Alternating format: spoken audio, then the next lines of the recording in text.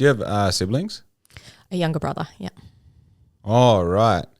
I've always the older girl, younger boy sibling dynamic is like very interesting, I think. The meeting I just had before this, I was just talking to someone about that because she has an older daughter and younger son with the exact same age gap as me and my brother. Wow. Yeah. So what is it, a couple of years? 2 years and 8 months. Oh, yeah. 7 months. Yeah, so just 2.5 years basically. Interesting. Because, there's a whole, I mean, obviously there's heaps of different dynamics depending on how many kids there are, but like the older, younger brother, like two brothers, just like one is doing the apprenticeship for the younger one, basically. Yeah. Like as the older one is learning it, the younger one is. Yeah. And then I've got mates where they're like one of 3 boys or 4 boys, and the youngest one is just exposed to the most brutal stuff at the youngest age because that's what the oldest one is going through. Yeah. But it's so fascinating to think that, my older sister beat me up. Are you older sister, younger brother? No, I'm only child. So everything is like... Oh, you're only... Oh, there you go. The whole thing is fascinating to me. And now in the intention of becoming a parent soon, I'm like, I'm having a tribe of children. Yeah, it is. I'm very lucky. My brother and I have a really good relationship. Like I was his now wife's bridesmaid. Oh, wow. Yeah. So we're really, really close. And growing up, I think there was a couple of years where we just clashed. Nothing like brothers though. I have 2 boys now and they beat the shit out of each other. And I'm like, what are you doing? You're going to kill him. Yeah. And then I talked to my mum who's got 2 brothers and she's like, Ash, you need to calm down. Like that's pretty, they're brothers. That's what they're going to do. But I'm not used to that. Your boys are twins, aren't they? Yeah. At least they're twins though. You know what I mean? It's like pick on someone your own size. Like, he's my size. Yeah. It's funny. One of them is like a centimetre taller than the other. Oh. But then the shorter one is a weapon. Like he's so strong. He's just like swinging on the monkey bars, does the whole lot. He's 4. Yeah. He's so strong. Like scary strong. Yeah, so interesting. we're like, okay, your brother's taller, but you're stronger, right? Yeah. It's like, because it's got to be fair because they get so upset if one of them is like, I'm like, sorry, everyone's got their own, everyone's good at different things. Like, I'm good at this, Dad's good at that. Like, everyone's got different qualities that make them special. And are they real like mama's boys or? Oh, yeah. Yeah. I think that's fairly. It's very normal, yeah. Girls are quite, even me having a brother, I don't know, he's so lovely. I don't know if it's because he didn't have brothers and it was just me and him. He's so sweet. Sorry, I'm embarrassing him probably. Shut up, Ash. But yeah, him and I always got along really well. Like he was my comfort. Yeah. And I had really bad nightmares my whole life. Even now, like I'm very like have my hand on someone while I sleep kind of person. When I got to 9 years old, my mum was like, that's it. No more coming into our bed at night. Like you're done. Yeah. So I go into my brother's room and remember those trundle mattresses? Yeah, that they used to be under beds? Yeah. Go into his room, pull out the trundle mattress, sleep in his room until I was like 14 or something. Wow. And he was just like, oh. Yeah. But but he always was cuddly. He still gives my mum a hug and a kiss, Like I think it is a boy thing. They're quite, but it depends on the family dynamic. Yeah, there's so many things now, like as an adult, like it's probably at the poor listener's expense, I'm constantly exploring this thing of like becoming a parent, understanding my parents, understanding my childhood, and then like trying to that whole sort of squiggly place when like you went from, all right, mum and dad tell me what to do, and then one day you like wake up and you're like, holy shit, I got bills to pay. What happened? Like in the middle. Yeah. And like little things like, for some reason I don't like touching people. I don't like it's a big deal to like give my mum a hug and give my dad a hug. I'll come hug you. Yeah. I'm a hugger. I'm a toucher. This is the thing. Like I feel like my spirit likes to touch people, but my physical body just has this like magnetized force of like, just, it's all good. Like, look, I'm seeing you. I'm speaking to you. It's all good. Don't fucking touch me, Yeah. And then I think about like I can't touch my dog Lou enough. And then I think about like, well, obviously there's like a haptic, like she's very, very soft and cute and cuddly, but I love her. Like I love that dog, you know? Yeah. And I think about, you know, obviously it's not the same, but similar having children, like it would really upset me to think that maybe one day they wouldn't want to hug me. And so it's like, all right, I'm going to make sure, and I have no doubt that mum and dad did this, but I'm going to make sure that, like, you know, practice the thing every day that you want to have to be the outcome. Yeah. Yeah. You know? So I think there's definitely like a... Yeah, my family is very affectionate. Like we hug all the time. I feel awkward if I have to handshake people because I go for the hug. Oh, yeah, look, So, even my stepsister, she went to give me like a... I don't even know what you call it. You know, where you like kiss each other on the cheek. She went to do that the other day, and I've like ducked and weaved, and she like kissed me on the neck. I'm like, oh, I'm a fuckhead. You know, like I'm sorry, this isn't.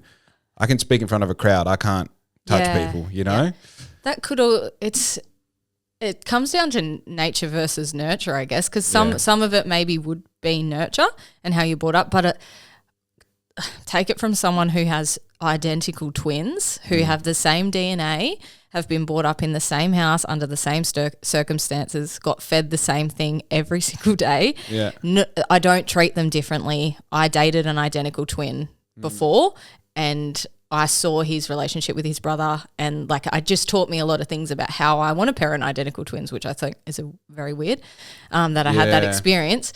But they are so different. So when I think of nature versus nurture, a lot of it for them is just their nature. Yeah. One of them is a lot more touchy than the other, and I don't understand why. It's not like I've treated them any differently. Interesting. So, yeah.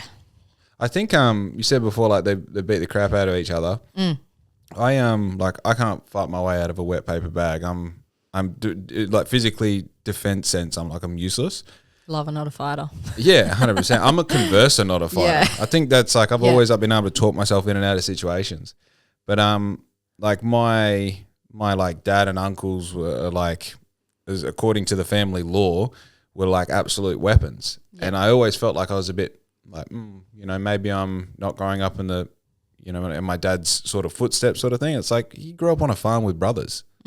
Of course, it's not like they knew how to fight because they wanted to. It was a necessity, you know?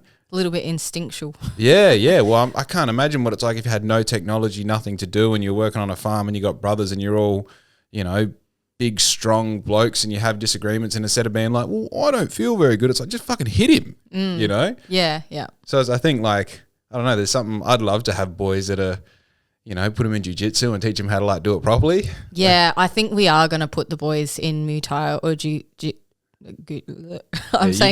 they've got Goo-jitsu toys. So every time I go to say Jiu-Jitsu, I say Goo-jitsu because it's it's an actual they're thing. these toys. Yeah. That they're obsessed with at the moment. But yeah, we want to put them in something like that so they learn to control that. Because the best thing about those kind of martial arts sports is it's not actually about being violent. It's about discipline and self-control. Technique, discipline, yeah, routine. Yeah. And like they're boys, they're a bit violent. They just have that higher energy, and I'm not that way inclined at all. I'm disgusted by fighting and punching. Like when I hear someone say, "Oh, just fucking knock his teeth out," I'm like, ugh.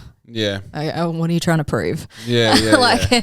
So I'm very like, mate, we can use our words, not our hands. I understand you're really frustrated. If you feel like you need to release that, let's go hit the pillow or something. But we don't hurt people. That's funny. You can be mad, but you can't be mean. Yeah. Like it's okay to be mad. You know, if you want to punch something, but you can't be mean. Yeah. There's definitely, You know, I find like I've had some, I don't know, I went from being able to handle myself really well emotionally to then all of a sudden not.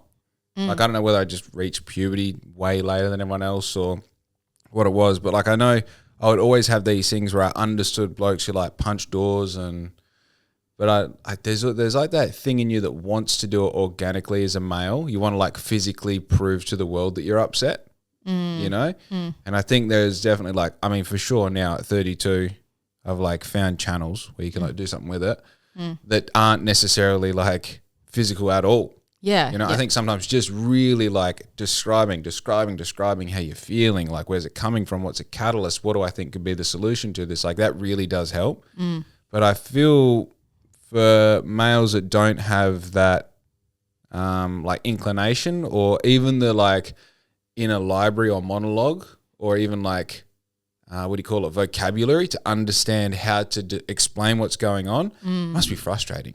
Oh, yeah, yeah. You know, you just... And you got to think, like, I feel like we're in that real middle generation as well. So the kids that are being brought up now, their parents have a lot more knowledge because there's Google and like technology and a lot more research and things around development and emotional development and things like that. Whereas our parents did the best they could with the tools they had at the time. And like that's the when you do have kids, you will do that. You will analyze your whole childhood and how you were parented, and you'll go through like, how do you want to do things and how is it going to be different, and do you want to do it the same, and you feel like you should be doing it the same because that's how you were brought up, but then you realize, oh, there's actually different ways to do things now. The best advice I can give you is, so you don't start resenting your family and things and your childhood and things, is everyone around you does the best they can with the tools they have at the time. Yeah. So, and some of those men that don't have, what you were just talking about, they maybe didn't, like, that's their default because... Oh, for sure. Yeah, that's just a response. That's how they were brought up, and that's how, or even if it wasn't how they were brought up, like maybe something happened when they were at school and it's triggered something, and that's where it goes into a lot of mental health work and things like that. And then you're talking about years of counselling to undo that knot. But I think on the flip side of that, without sounding pretentious, because like this is an asshole thing to say, but I was having a conversation with someone who pays attention to character types and stuff like that on Saturday, and she was explaining, she goes, oh, you're like super unique. Your ability to break down ideas and like have long form ideas and explain them and be able to like loop back to where you started and all the rest. She's like, it's pretty cool. And I was like, yeah, but like I just taught myself how to do that. Like I didn't know how to do wheelies once. Now I know how to do wheelies. I mean, you know, that's my go-to analogy of at 30, I decided I want to be able to do it, and now I'm 32 and I can do it, you know? And I think there's the question in my mind is, because I think this is all the same. I think the pattern repeats itself. The reason I can explain myself in a fit of anger is the same reason I can do a wheelie. Is because at some point I realized the thing that I'm doing isn't getting me the result that I want, and I need to flesh out this idea and brainstorm and start putting actions into place for particular triggers that give me the result that I want. You know, because realistically the result that I want is the best possible case scenario, which is being able to do the wheelie, being able to control the situation, being able to XYZ. So then I go, well, what is the actual difference between he who punches a hole in the wall and me who sits there and goes, well, I think this all started when, you know, that's when you go back to this nature versus nurture question. All right, if there is a particular amount of nurture in there, well, what can I do from the very earliest point, which is what you're talking about with your boys, where you're like, all right, you can feel that way, but you can't punch a crap out of your brother. There's got to be something in between where the fork in the road is you're going this way, maybe we go that way. You know? It's that pause. Yeah. Pause, like pausing before taking action. Yeah. And curiosity. That's if everyone is so reactive all the time, and it's just about pausing and inserting curiosity. So you're really angry, there's this something's not working at work, blah blah blah, you're gonna flip out at this person and like send this angry email and do this, and if you just stop and go, I'm feeling like this, that's really interesting, I'm wondering why I feel that way. I think, so you're isolating trigger points, right? And then you're adding on a question mark to that trigger point. Why'd that happen? What? And 100%. And also because I went through a phase where obviously when you go through growth and, you know when you compare yourself to people, and I would see someone doing something and get triggered by it. Like, oh no, that's like, they shouldn't be doing that. That's silly.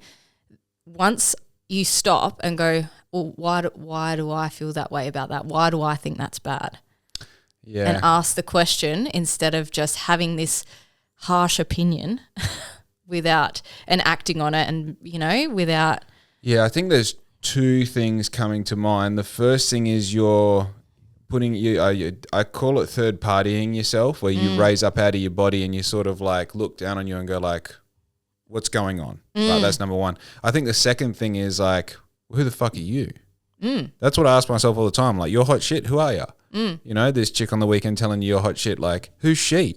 You're going to just validate an opinion because it goes with your ego? Who are you? You're probably the dumbest person in the room. Just stop talking, And I think if you build a personality and a character on top of the foundation of you have everything to prove and you don't know and you're not the smartest opinion and you even you have all this experience in business and this and that, like still be the most curious person. Still be the person who has a question mark at the end of everything and who asks the right questions. And then that typically, like if you have that sort of foundation, when your character does meet your character as in you, when you do meet a point of like resistance or contention or something like that, instead of going like, well, I'm the fucking man and I'm going to deal with this, you go, oh, I'm probably wrong somehow. I probably did something to end up here. So before I get angry at this person, let me have a look at this person and see if I stuffed up first. Yeah. And I think that has got me out of this shit so many times. Yeah, absolutely. And then bringing that back to parenting, because that's how you parent now. It's like someone's upset about something. It's what's going on. These days we don't just stop crying. What are you crying about? It's what's happening? Why are you feeling like that? And also when they hurt themselves, a lot of the time they're not actually hurt. They just got a fright. Yeah. So not reacting and getting scared for them and being like, oh, are you okay? Just saying, hey, I saw you fell over. Are you okay? Yeah. Are you hurt or did you just have a fright? So just teaching your kids to question everything as well, so that they don't grow up going, this is just how it is. And this is how, the thing I hate the most is this is just who I am. This is just how I am. Yeah. Love me or leave me. That was one of my early analogies was, I won't use the words I normally use because it'll get me flagged on YouTube, but I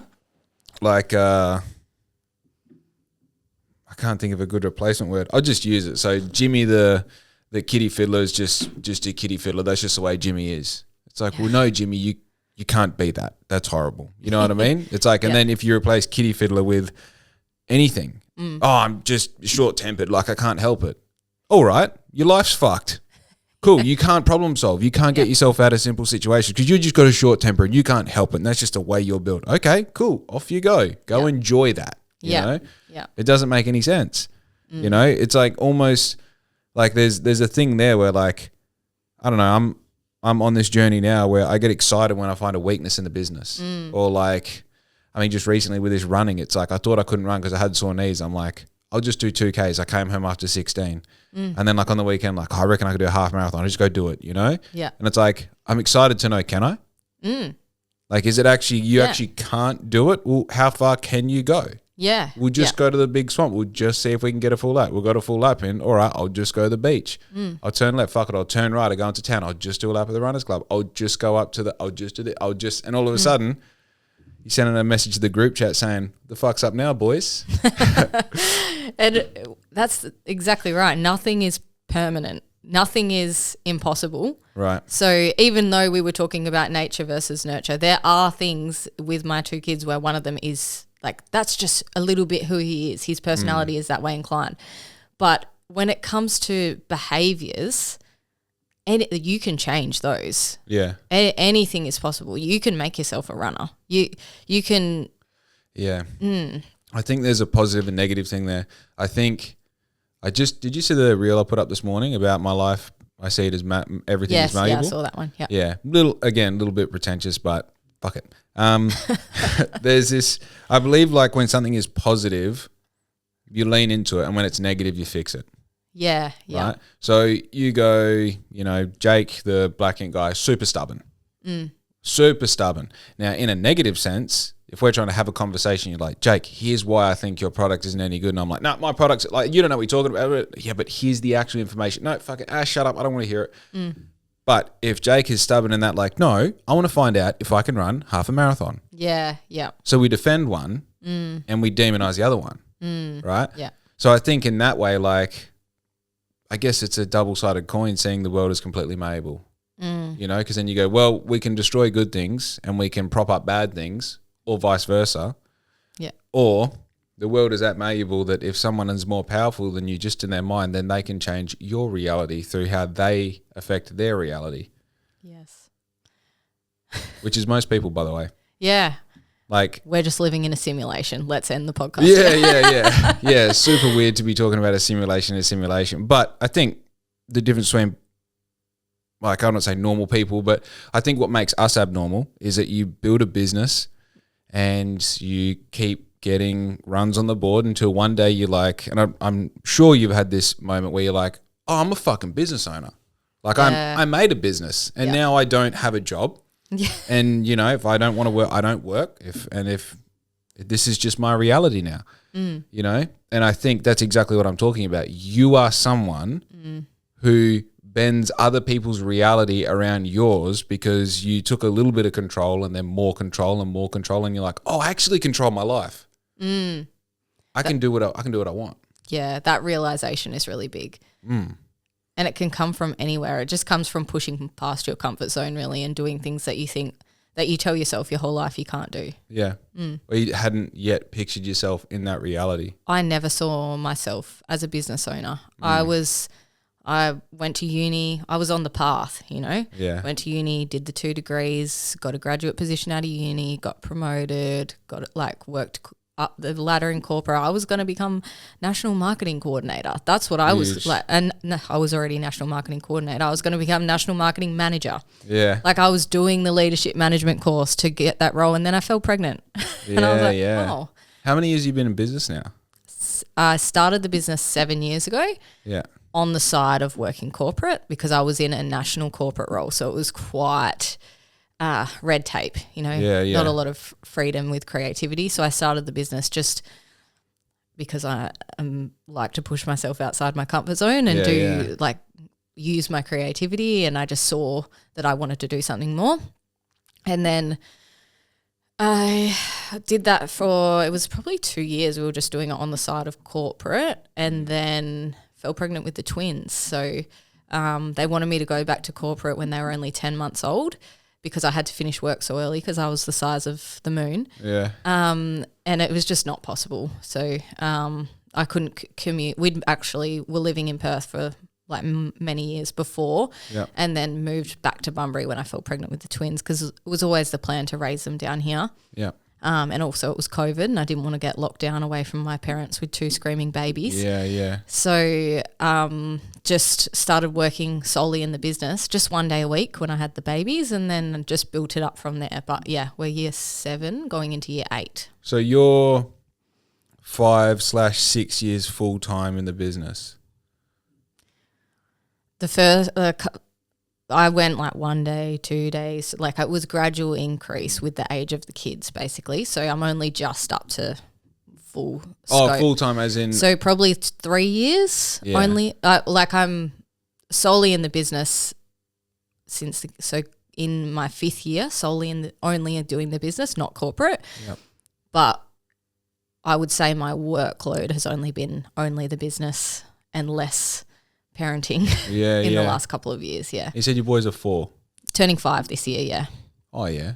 Yeah. Wow. So how long did you go to uni for? 4 years. So let's say you're almost equal time with uni and business. Mm-hmm. If you were to have an honest analysis of it, do you think you've learnt more from like business or uni? Like, I know you're learning different things. No, but the stuff I learned at uni, most of it isn't even applicable anymore. That was 10 years ago. The world has changed astronomically. Yeah. So I think what I learnt at uni was independence, people skills, working with other people, teamwork, understanding. Obviously, you go to uni, you meet a wide range of different people from different backgrounds. I was like at Curtin Uni in Perth, so very culturally diverse as well. Yeah. Coming from Bunbury and then moving to Perth for uni. Oh, it would have been a culture shock for you. Yeah, for it was sure. just different. But it was the best thing I ever did because I got out of the bubble, you know. I'm like, oh, there's a whole world out here with all these different people who are from different cultures who do things differently. And and then I also did like internships and stuff at uni, so putting you in that workplace environment. Yeah. But in terms of my skills, business, I've learnt more by working in the business and actually doing the things. Yeah, there's something about like you survive like year 1, year 2, year 3, year 4. By that time you like come out, you're like fucking bruises all over you and shit. You're like, man, I'm fucking lived through anything. Yeah, you know? yeah. Nothing's impossible now. Yeah. What's next? Yeah. I feel like it's funny. I keep having this conversation with just people in general, and like it's just started for me. Like it has just started. Like I don't know. Did you have a point where you like reflected on say like your week or your month, and you're like, we're doing numbers now that would have kept me awake 6 months ago. You know, like there were certain jobs that you'd do, and if it landed, you'd go out for dinner that night. And now it's like we're doing that every day. Yeah, yeah. You know, and then it's like, I sent out an invoice the other day for $4,500, and it was like 2 days later where it like clicked, and I was like, fuck, that's when that doesn't even register, you're just like, that's my day to day. Yeah, like that. Sure, that's a big order. You're like, oh, that's nice when you send it. Yeah. But it's like, it's just on to the next thing. Like, okay, now I got to call this person. You know, and it's like, it's not like you're fucking jumping around like, we're rich. I know. You know? I think you've just reached a point where you realize money's not the point. Yeah. Do you know what I mean? So I was talking to someone about this morning. It's like, at the beginning, the money's exciting, you know, because it's a clear indicator at the beginning. A clear indicator that you're doing what you wanted to do and it's coming in and stuff. But there does come a point where the money's just money, and that's where most businesses fail, I think, in my opinion, because if you're just in it for the money and you get to that point where you're earning enough money or more than enough money, that's when you drop the ball because you don't have the drive. So if you're in the beginning, you have to be inspired. That you have to have a passion. There is a reason you are doing this thing, and it is not so much to do with money. It's more about what you want to give. What are you actually giving back to people? I love helping businesses, especially trade and construction businesses, to build an online presence that they're proud of and that they can like happily, like easily manage themselves. They're not scared of tech anymore. They're not scared of their website. They're like, I can manage my social media, my website. This is my brand, and they're proud. And their client asks for their website, and they're like, yeah, here's my website. That's what drives me, because when I see people feeling that way, it makes me feel so good. Yeah. So once I hit that money point that you're talking about, where it's like, you know, the money's money. I don't even look at the accounts anymore. It just goes in and out, and I just Yeah. As long as you can afford coffee, it's all good. Yeah. If I can get my almond flat white in a large, that is now a ridiculous amount of money, might I add. Yeah. I'm happy. Yeah. So if I didn't have that drive and that love of what I do, I feel like you would really lose momentum. Yeah. I think there's because you touch on a whole bunch of things. I think there's that $100,000 curve, right? So the $100,000 curve is, I'm going to quit my job. I'm going to start a business. I'm going to figure out a way to I just want enough money that I can pay all my bills, buy my coffee once a day, and I made it, right? And that's like typically $100,000 a year turnover.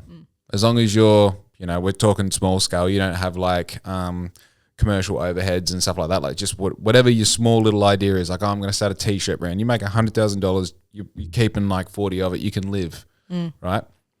And you get there and you're like, cool, I kind of, that first sort of week that it happens and then fortnight, something like ticks in your mind where you're like, I did it.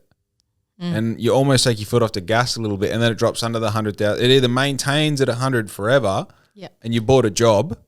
You don't have a business, you have a job you have to rock up to. You don't have systems, you don't have process, you don't have, customer touch points that you're refining. You're just doing the same thing. Or it buttons off to a point where you're like, it's just easier for me to go back to work, And I think the thing that I find like really invigorating, it's probably the right word, is the idea of like continuously growing this monster. Yeah. It's like it's like you caught a tadpole at the pond and you put it in the tank, and now like every 6 months you're buying a bigger and bigger tank because it's like growing into a crocodile or something. Yeah. That's what I see my business as. And like I said before, like something fucks up in the process and you're like, oh, all right, get the microscope out. Like what went wrong? Like who's going to ask the customer, like, what can we do to fix this? Okay, cool. Let me do the rah.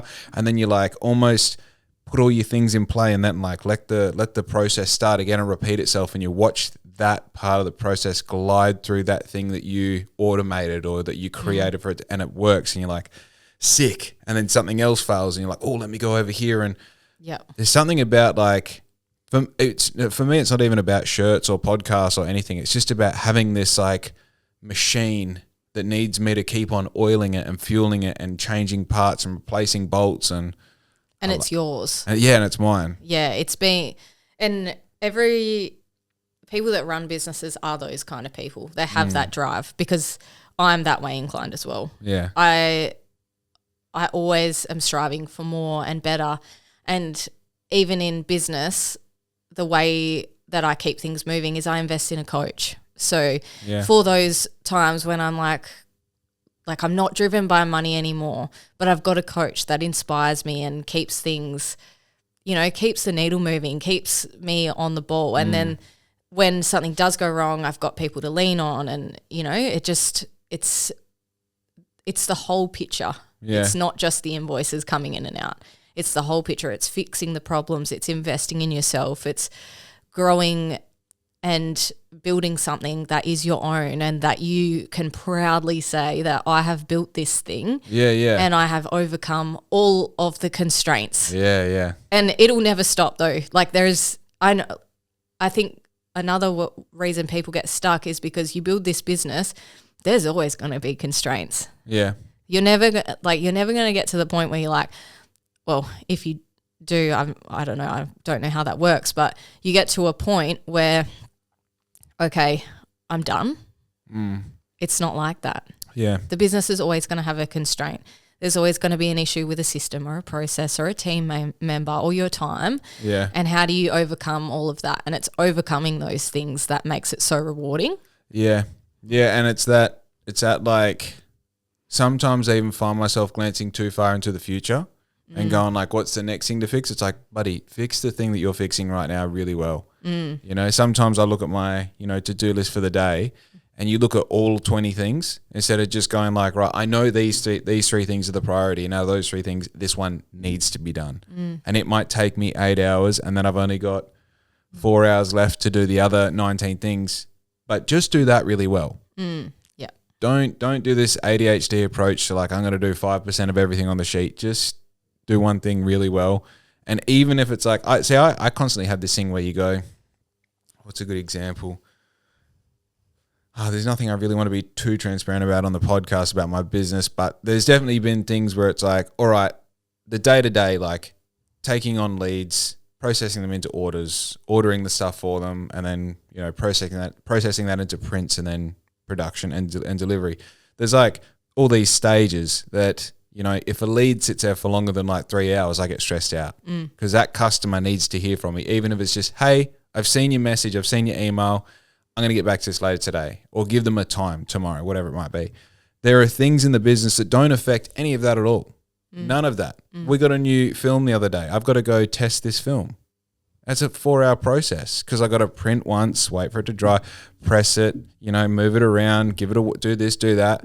And it's like, that is such what feels like a fucking time waste.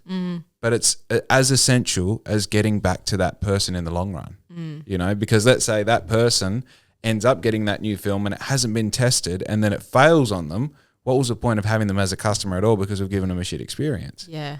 So it's being able to prioritize this thing that doesn't necessarily affect the process on the front, but in the long term definitely affects the whole thing, and being able to go like, all right, I'll get back to you, pause, and then go and just do that. Yeah. Don't think about this. Don't think about the weekend or, half marathons. Just do that. Yeah. Yeah. And that's a skill of its own. Oh my gosh. As a business owner, the amount I have had to overcome procrastination. Yeah.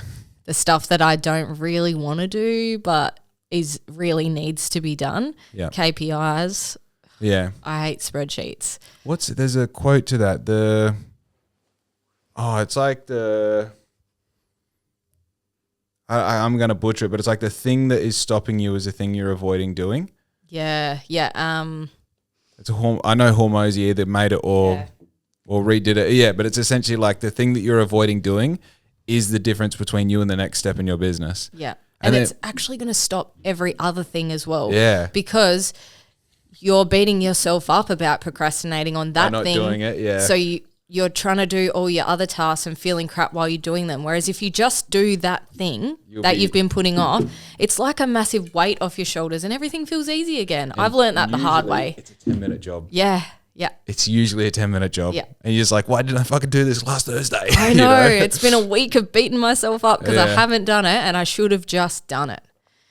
Yeah, it's a weird go for a run, have a shot of coffee, do the thing. Yeah. I remember when I was in high school, there was a teacher saying like set like mini goals when you're doing homework. And this stands out so clearly in my mind, him saying this. It's like, if you're doing your homework and you feel like maybe you need to go to the toilet, you go, I'm going to do the next 4 questions and then I'll go to the toilet. Right? And I thought back then, I'm like, being at the time, I hadn't yet obviously gone professional in skating, but I had done a lot of training. You know what I mean? It's like I knew the importance of like, if you're going to ride 70 kilometers, the sooner you get up and put your shoes on and get on your bike and ride that 70 kilometers, the sooner it's done. Otherwise, you wait, I'll do it at 8, I'll do it at 9. All of a sudden, you're riding in 35-degree heat when this could have been done by now. Yeah. And I remember thinking back then, like, such an obvious fucking, like, of course, like, try and get stuff done before you do the thing that is any sort of enjoyable. And now I think back on that and I'm like, what a wild piece of advice that is so valuable. Yeah. Yeah. Like, how crazy to think, like, I try and get all my printing done before the sun's up because it is by far the most tedious, annoying job of everything that I do. Yeah. But if I do it before the sun's up, it's easy. There's nothing else you're going to be doing. yeah, just go do it. Prepare everything the day before, wake up, go to the printer, turn it on, put the print sheet on and get going, you know? But heaven forbid the sun comes up and it's not done. Oh, it's tomorrow's job now. Yeah. It's just too hard. Yeah, that's a business owner's biggest thing is just pushing through those hard things that you don't want to do and just getting them done. What's your most recent sort of like obstacle or lesson that you've learnt, do you think? In business or life? Business. I'll go both. A really obvious one is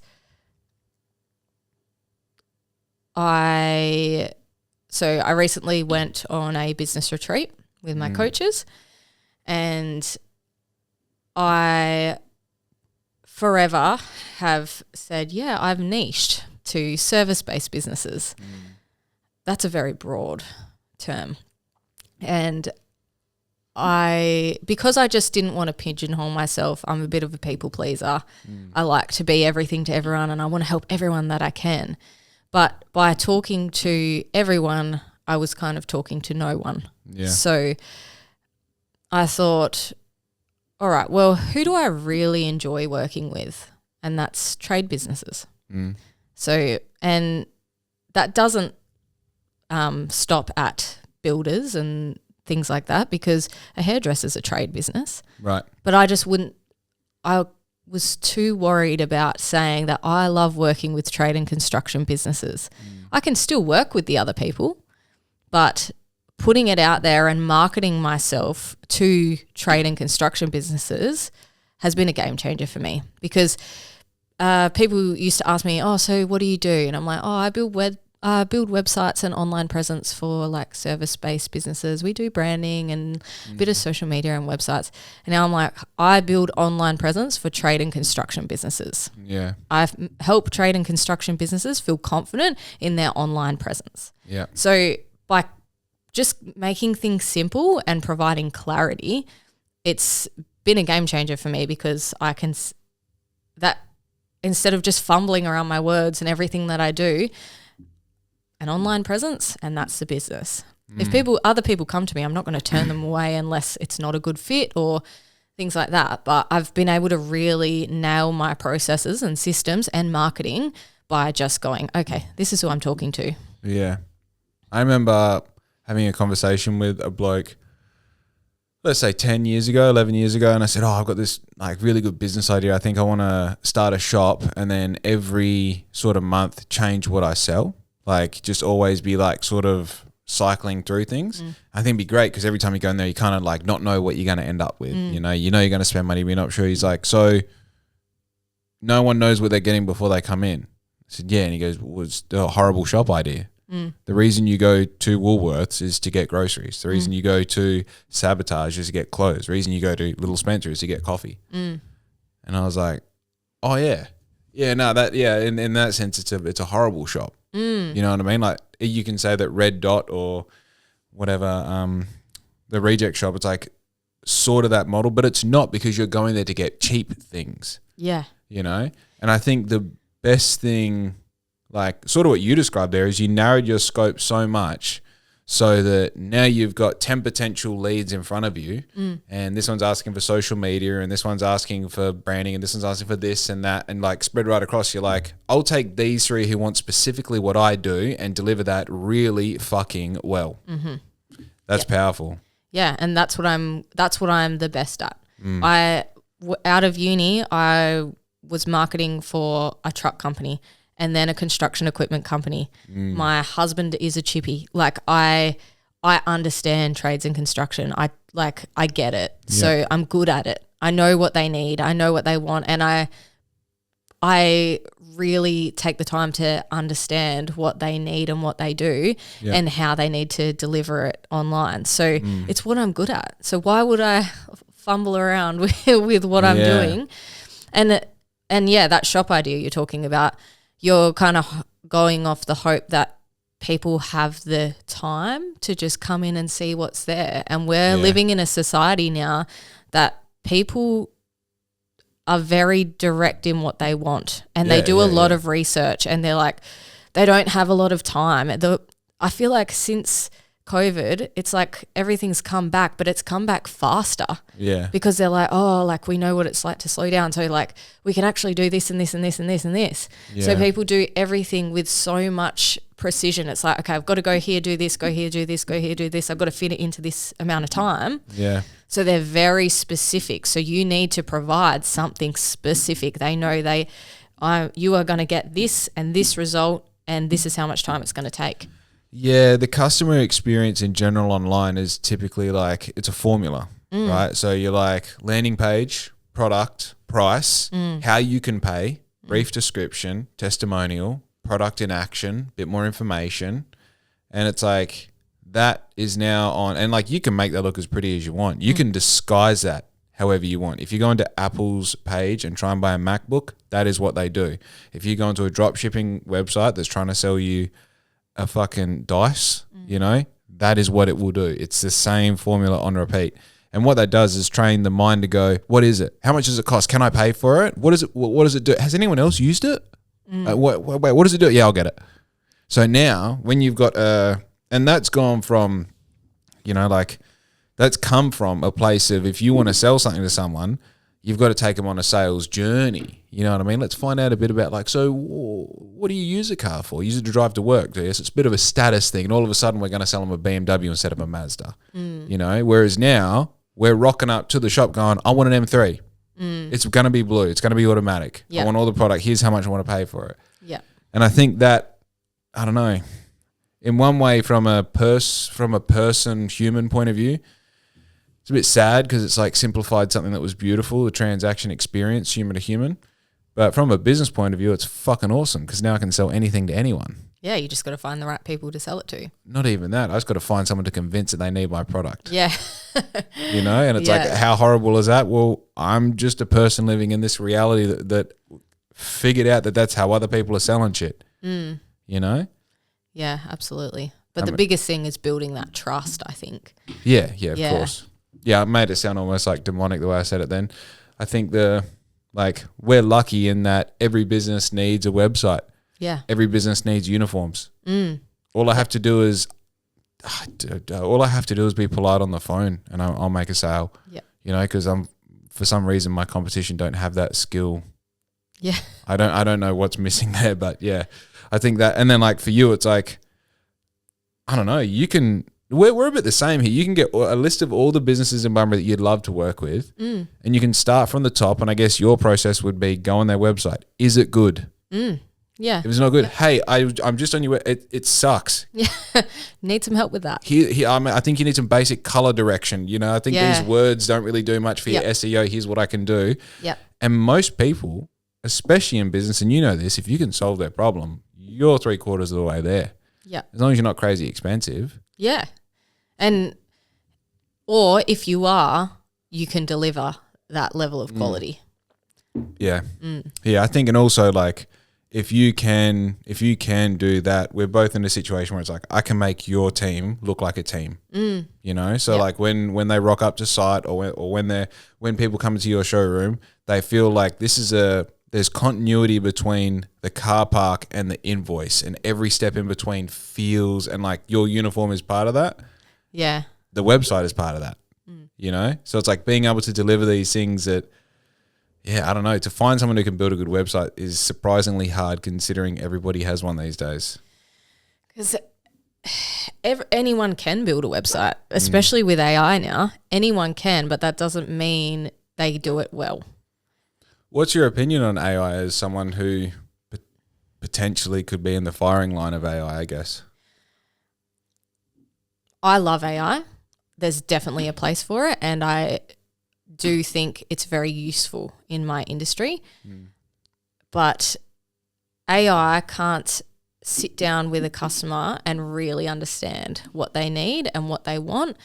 And like, I guess you can put all that information. This is how I'm feeling. You can put all that into AI. But it's a tool. AI is a tool and I use it all the time. Yeah. But it's definitely not at the level yet where it can deliver a website that is strategically built, is built based on the customer's user experience and uses SEO tools.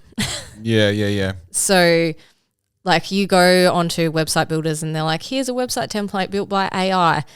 The H1's down the bottom, like and it's only 2 words. A H1 has to be 60 characters for Google to even pick it up. Yeah. And like there's so many factors that go into building a website. Yeah. And also you want to be able to manage it yourself, which I think that is the process that I give my customers. I'm like, okay, here's your website, but also this is how you use it. Yeah. And that's what AI can't deliver. They can't come and sit down in your business and go to you or your admin manager.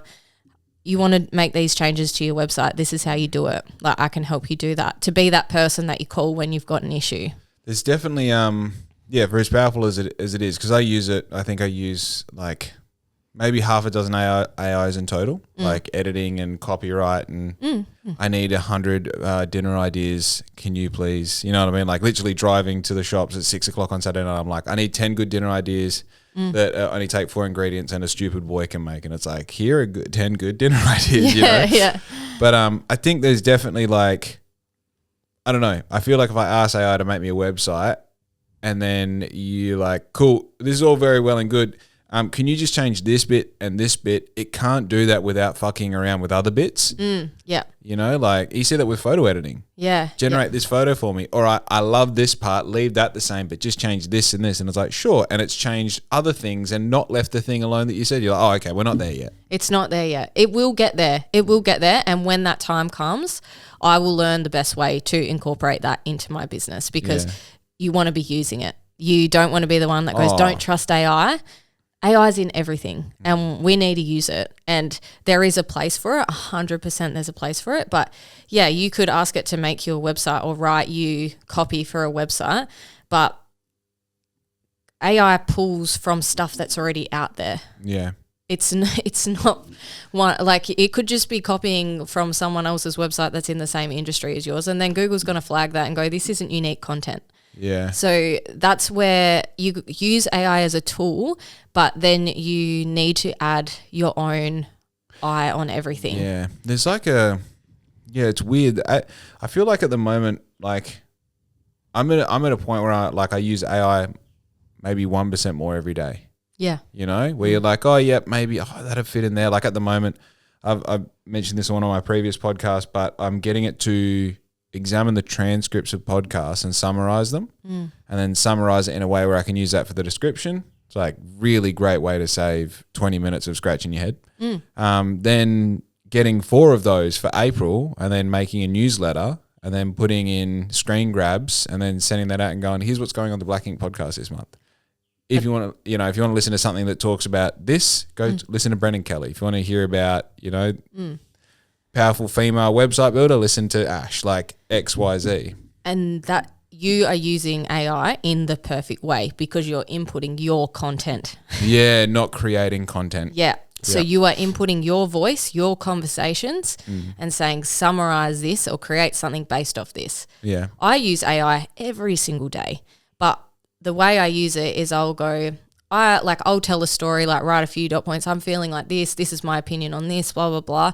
Can you use this story to write a long form LinkedIn post for my LinkedIn profile? Right. And then it will pump something out and I'm like, I actually don't agree with that. This is how I feel about this. And then it will you've got to be putting your own unique opinion and ideas in everything. Yeah. And that's the line with AI. It's like there's people that are using it and they're just like pumping out what AI gives them. And like, because it sounds good, but there's the next level where you use AI to take your ideas and leadership and write it in a way that works just to save you time. Yeah. Not so much to make your ideas, just to save you time.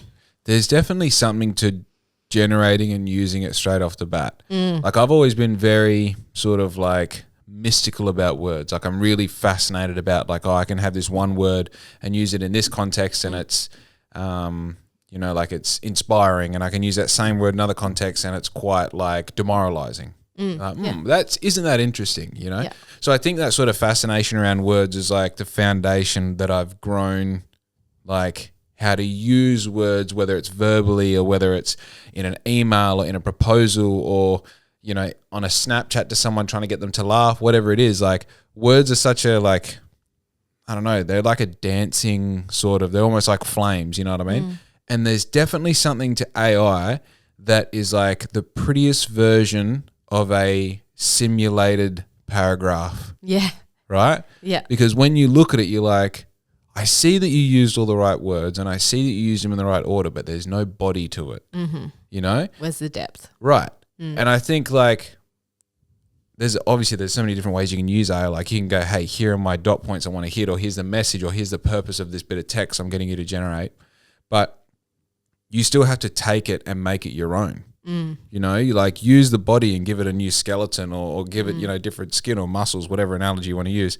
But there's something still, I feel like an AI, don't kill me in the future if you become, sentient and take over the thing. I hope you say please to your AI all the time because I do. Did you see the Sam Altman thing saying that you're wasting millions of dollars by saying please and thank you? I'm like, don't care, I'm polite. Yeah, I want to live, I'm sorry. I'm sorry, but I will say please and thank you to my bot for the rest of my life. No, I've checked out, hey. Yeah. Yeah, I'm just like, I need this. It's like, yep, here it is. And if it's good, I'm like, that's really good because that is feedback and that'll help it. I think the please and thank you. Yeah. Yeah. I don't know. It's an employee. I pay for it. Yeah. I'm a people pleaser by nature. Yeah. So, it's just my help it, eh? personality. I can't please me. I thank you. Yeah. Have you played around with creating your own bots yet? No, the furthest I've got is teaching. So like obviously my main one's ChatGPT. Yeah. And I just get it to reflect on all of our conversations to understand my business. And here's now what I'm thinking about doing and fill in the gap. But no, I haven't created my own bots. Yeah, there's the way because AI is everything, and obviously I'm in online digital, so I'm making it. I'm a chronic learner as well, so I'm like, this is the next level of my industry, and I need to know everything about it. Yeah. And also, how can I use it to save me even more time because I'm busy? Like, how do I use it to save me even more time? So I have created my own, like I pay for the pro version, but my own bot. So I've put in all of my information, like recordings of podcasts that I've been on, and like be like, you are me. So now I've got another me. Yeah, okay. And like, it's not right every time, obviously. Yeah. And there's things I have to fix sometimes, but I'm like, I have a dry and slightly sarcastic sense of humor. This is how, like, you will write my content like this. Yeah. So now I've got like 15 of them, but one of them is my first one. It's like learnt so much about me. It's like on the money. Crazy. On the money. But it's about how can you create and use this thing to save you so much time. Yeah. What's the what's the mother AI that sort of It's in ChatGPT, but people just don't know you can do it. So I'll show you after this. Interesting. Yeah, yeah. It's because you could just upload all of your podcasts and you'd be like, I'm Jake, speaker one. This is how I talk. And then use it to write everything like you. I wonder if there would be, I don't know what the AI or the utility would be, but there would be a thing where I could upload all of my podcasts. You could upload every podcast you've been in, and then we just say generate a podcast acting as agents based off all of our previous podcasts. Yeah, yeah. There's I'm in an AI group thing, like program. Such a nerd thing to say, hey. I know. Chronic learner. Yeah. Yeah, I'm dead set a nerd, but I'm in this group, and a girl in the group, so she's uploaded all of her podcasts and recorded her voice saying all those, like the quick fox jumps over the lazy dog, blah, blah, blah, so that it picks up you saying all those sounds, and then she's given it a script and it's recorded a podcast of her doing like how you can do the one person podcast. So she's created a full podcast episode and she didn't do it. Wow. It's just taken her voice based on all her past podcasts and her putting in a bit more information. She's given it the script of what she would have said in the podcast, and it's pumped it out and she's published it. That's crazy. Did it get any views? I don't know. I haven't. It was only last week, so I'll actually have a look.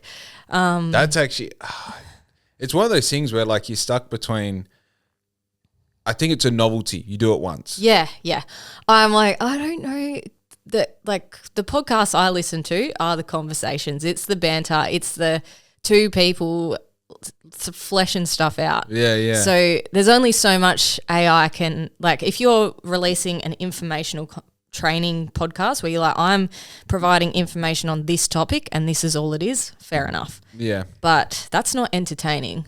Yeah, I think like using this as the example, like this podcast is like the one question I get from every guest is, what are we talking about? And I'm always like, whatever we talk about. I don't know. I don't want to go in with any sort of structure because I feel like this is the one area of my life that isn't so structured. It's just like just whatever. And that's the freeing part of it. And even as I suggested, like your AI agent having a podcast with my AI agent, that would only be based off what we have talked about previously on podcasts, and maybe if it's super intelligent, some assumptions about where we might be going, you know? Yeah. So even then it's like the question like, well, what have you learned recently in business? AI is not going to answer that. No. You know? And also I think I don't know, even you said before, like AI is only replicating what's already on the internet. Yeah, yeah. And sometimes I've tested it, my special one, can you like write me 3 things I've learned in business? And it will give me 3 things, but it's just generic things that it's pulled from what other people have written about 3 things they've learned in business. And I'm like, Right. so I read it and I'm like, ugh. So I've done quite a few articles lately, like magazine articles and things like that. Oh, wow. Answering questions like that. And yeah, there's only so much that AI can produce that is unique and has a personality. Yeah, so that's that soul I was talking about. It's like I see the words are in the right order. I see that. But for some reason I don't feel it and I don't hear it, you know? Yeah, I don't know. I feel like through the practice of having these conversations at least once a week with people at this table in this podcast, I get this really exciting creative time where it's just like, fucking, what do you got? You know, like Brendan Kelly came on. Did you hear the Brendan Kelly pod? I saw a couple of the clips, so I haven't heard it yet. Yeah. Man, that guy is like me in 30 years. He's just been busy thinking about shit the whole time and writing it down. Yeah. And so you bring up something and he's like, yeah, interesting. You know, I did this bit of writing 20 years ago and he just off the cuff shoots some absolute amazing, like, what do you even call it? Like, just like quotes that he's come up with. Like he's emailed me every day since emailed or text every day since he's been on the podcast. Like, I've just been thinking about phones. They're kind of like the new age mirror because humans are fascinated with seeing themselves and you know, phone's just a reflection. And like even this thing that he just put up here is like thoughts on leadership, something that he wrote, you know, 2 decades ago. And you're just like, how fucking cool to be able to have a conversation with someone, make eye contact with them, you know, shoot the shit and have them respond and you respond to that.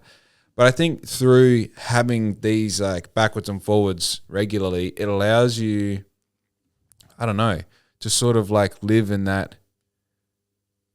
It's like a creative space. I'm very whimsical today. I don't know why, but it's like it's just my aura.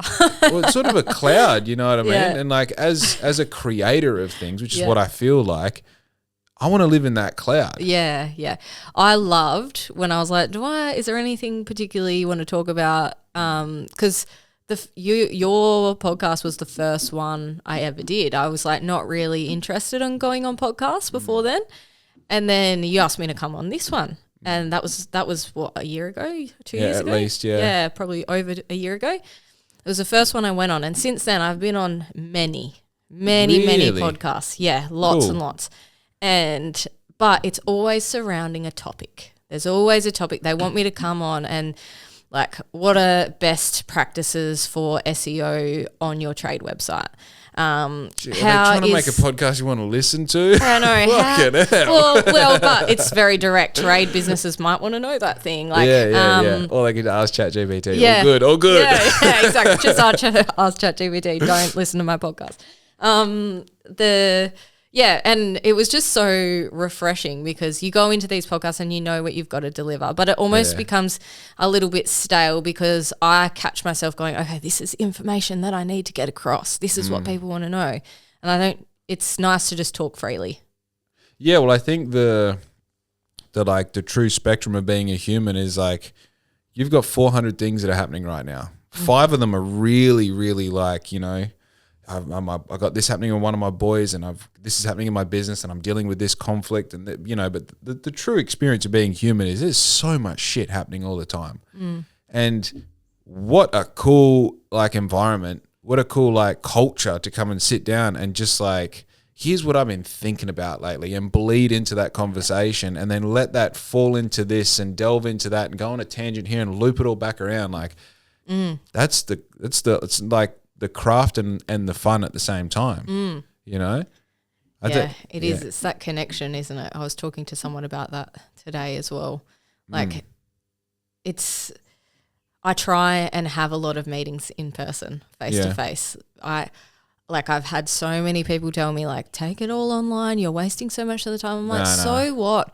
I add an extra half an hour of travel to my day, but I get a human connection. You get fiber from it. I get to go and sit with someone and learn actually about them and what is bugging them right now and what their family dynamics like and how I can help them and what especially when you meet other business owners, I think that's why I love what I do so much. We're Yeah.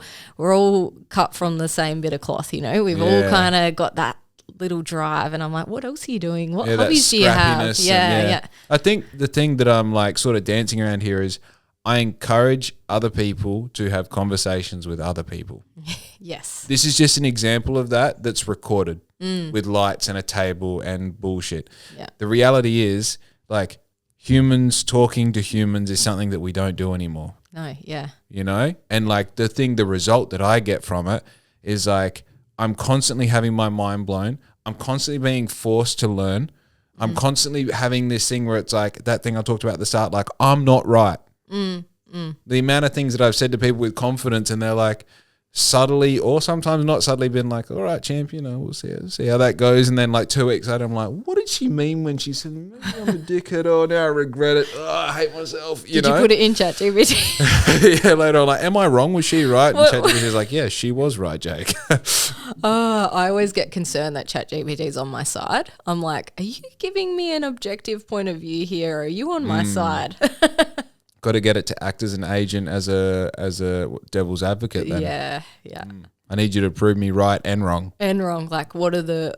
Yeah, that's my dad. I should just, like, make a bot of my dad. Yeah. He's like... He's so encouraging and supportive and stuff, but he's one of those people that you're like, this is... I'm going to do this. And, like, he might think that's a great idea and he will support no matter what you want to do, but he will always ask you... But what about this? But what about this? But what about this? And just get you to like look at it from every single angle before you go ahead with that decision. So I need to create a bot. Yeah. That's a or I can just call my dad, right, and have a real conversation. Yeah, but by the sounds of it, like your dad's a good man, and I think there's like, you know, the classic like when Larissa comes to me with a problem. She wants me to understand how difficult it is. She doesn't want a solution. Yeah. Right? Yeah.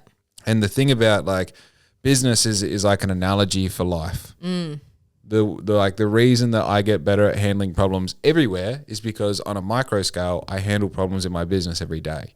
Yeah. So you take into account all these factors and elements and people and reactions and responses and you know, like all of these things. You know, I brought up a good one the other day, like the time that I spent $15,000 on stock and sold $150 at the event worth of stuff, and you're like, what did I miss here? Like, where did I go wrong? It's like, well, you didn't ask yourself what happens if no one values your product and no one buys it. So I think like what your dad sounds like he's doing is he's going like, okay, on an emotional level, I want you to win. I want you to win. I want you to be right. I want you to be great. I want this to be amazing. But what happens if? And that comes from having dozens, hundreds, thousands of experiences in your life where he probably was wrong and he didn't ask those questions. And every time you do something and something goes wrong and you have the infinite awareness to ask, where did I go wrong? And how do I implement that into the future to make sure that I don't do that wrong thing again? You know, and sometimes you go to the next thing and you implement that thing and then something else goes wrong and you go, where did I go wrong? And you keep doing that till you get to the point, and then you are blessed with the absolute honor of being able to guide your child through something. And they go, oh, I've got this, Dad, I've got this idea. And you're like, awesome. Love that you're thinking. Love that you've got an idea. Love that you're motivated and energetic. What happens if we fall over and we scrape our knee? Does that hurt? Did that hurt last time we did that? You're like, oh yeah, it did. Or maybe I won't run. I'll walk faster. And you're like, oh, go walk fast. I think it's that. Yeah. You know? Yeah, 100%. You said something before about business being like a test for like life and getting you through real life. Do you think that business and being a business owner makes you more resilient for life, or do you think life makes you more resilient for your business obstacles? It's the first one. Business makes you more resilient for life because all successful business owners that I know typically are successful across the board, and not all people who are successful in life can be successful at business.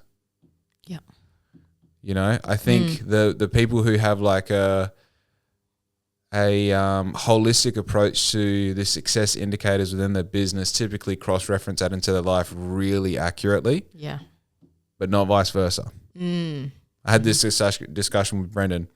Money isn't the indicator of how successful my business is. No. The more time I spend with Larissa and Louie, that's my indicator. That's my token. But typically, it aligns with having money as well. Yeah. Right? So when I look around and I go, well, how's the business going? Don't look at your bank account. Look in the pantry. Right? And it's like, look at your schedule. Are you busy after 5 p.m.? We got shit on this weekend, or are you working? Yeah. Because if you're doing Monday to Friday, 4 a.m. till 5 p.m. really well, then your shit should be free on the weekend. Right? And that's where that thing bleeds into the next thing. Now, I know plenty of dudes that are on 200 grand a year and they've got a great relationship with their partner and they've got kids and they've got all the things that they want, everything's going really well. They couldn't run a business. Yeah. Yeah. They could not run a business. They might think they can because they figured out a way to earn $200,000 a year. It's like, buddy, do that with a business and come talk to me. Yeah. You know, figure out a way to make $40,000 a year for yourself in a business and come talk to me. Shit's hard. Shit's really hard. Yeah. You know? So I think it's a great question though. Great question. I feel like having a dog is an apprenticeship to have a child. And I think having a business is an apprenticeship to having a life. Yeah. Yeah. That's with the information that I've got now. Yeah. Shut yeah, up. exactly. Might be wrong. Well, it's not wrong. It's your opinion right now. I remember because I wrote a chapter in that book, that collaborative book. And I read that straight away, by the way. That's cool as. Thank you. Yeah, that's very exciting. Thanks. I remember obviously you have all those fears that come up and I'm like, I really struggle to, it's really nerve-wracking writing something down, like a hard copy thing and putting something out there that's like, this is how I feel. But the M who collaborated the book, she's a legend, she was like, just because you think that way right now and that is your reality right now, it doesn't mean that you have to keep your views that way for the rest of your life. Just because it's in writing does not mean that that's the way things have to be. She's like, I wrote a book 10 years ago and I don't agree with half the stuff I wrote in there now. Yeah. It doesn't matter. We're humans. We change. Our experiences change. Our lives change and our opinions change. And that's normal. That's a very that's a very modern thing. I think the ability to change and pivot and grow and have that permission to grow from people who respect you and people who are learning from you and people who are like observing you. And I think like, you know, without getting too specific with the details, like my growth after over the past 6 years has been astronomical. Like I've done things now that I regret like wholly and solely. But then when I think about, well, why do I regret them so much? It's because I wouldn't do that now, but by having that experience, I've learned that I wouldn't do that now. Yeah. You know, and it's like, it's only when you stay awake all night, you realize the power of having a good night's rest. Right. And I think that like committing something to a page in print that people are going to look back on in 10 years time and be like, that's what you said. Yeah, it's fucking scary. Terrifying. It's horrible. You know, imagine you're saying things with emotion on camera onto a microphone every week. I know, how for do the you foreseeable do this? future. It's like, brother, fucking stop talking. You know. But that's the beautiful thing about the time that we live in. It's like, yeah, I'm probably not right, but I'll give you the best of what I got right now, and I'll throw my body behind it. You know what I mean? Yeah. Like I'll really commit to it. I'll say it and I'll mean it. Yeah. You know, like that shit I posted this morning, like it makes me cringe going like, my whole world's malleable. You know, I can climb mountains, this and that. But that's how I feel. Yeah. You know, like that's how I feel. That's your feeling right now, and that's fine. And that's right. Look, that's probably your truth for the rest of your life. I'm reading a book called The Big Leap. Yep. And it's about your upper limit problem. So everyone has an upper limit problem. So it's where everyone can think like that. Can think that they can get whatever they want and have whatever they want, but humans are sufferers by nature. Our whole, every person back to cavemen age, they suffered. Yeah. So when things are going well for us, we're like, okay, when's the other shoe going to drop? Right. And we wait, or we do something to self-sabotage. So it's about getting past that limit problem and then getting to that point where you're like, okay, well, actually nothing's impossible, and overcoming that limit problem that you put on yourself. And sometimes it's even subconscious. I do it. So things will be going really, really well. So like I went to Thailand, I did the business retreat, things were going amazing, like had awesome cash flow months, blah, blah, blah. I got sick. So yeah, all right. So that's my upper limit problem is subconsciously when things are going really well for me, I'm like subconsciously I'm like, oh, things are going really well. I can't feel this good for this long, so I'll get sick. So I'm like not taking into consideration my own needs as a human to drink this much water, have this much sleep. Like, true. Do you think do you think you can build suffering into the process? Like I suffered on Sunday, like the last 3Ks of that half marathon, like truly, like I suffered. Like, you know, the pains of running. Oh yeah. And it's like, it's funny because I made an agreement. I was like, if I run past 9 a.m, I won't go to church this week.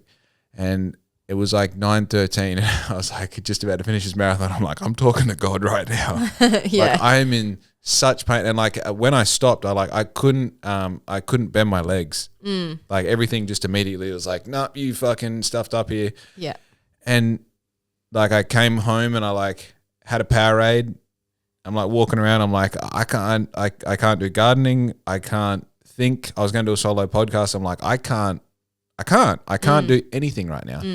And I went and laid down in bed and I was like, oh, fuck yeah, this is sick. Like I brought myself as close to failure as I possibly could. In reality, nowhere near it. But in my mind, I did. Like those last 3 kilometers, I was not going to let me get a positive 6 minute kilometer average. You know what I mean? And there was something about that because I suffered so much, that gave me a little bit of leeway for the week coming up. But that exactly is the difference. So people would run that half marathon and be like, oh, I'm in so much pain. I can't do this. I can't do that. Like, it's the difference. So, or you push through, make yourself more in pain. You don't do the things to care for yourself properly. Oh, okay.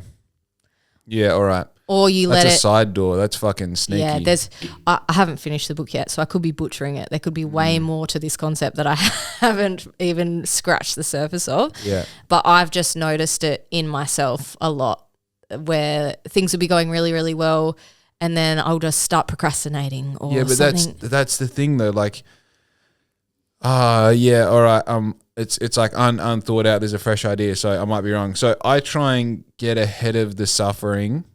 Like, I don't want to wake up early. Who cares? Right? I don't want to do the print.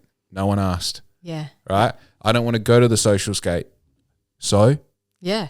Like, do you have You're to driving the car. Yeah. And this is the thing. Like, every time you sort of like make this commitment, I'm going to do a podcast. It's like, well, it's fun the first 6 times you do it, but let's go to episode 100. Yeah. And you don't want to talk to this stranger.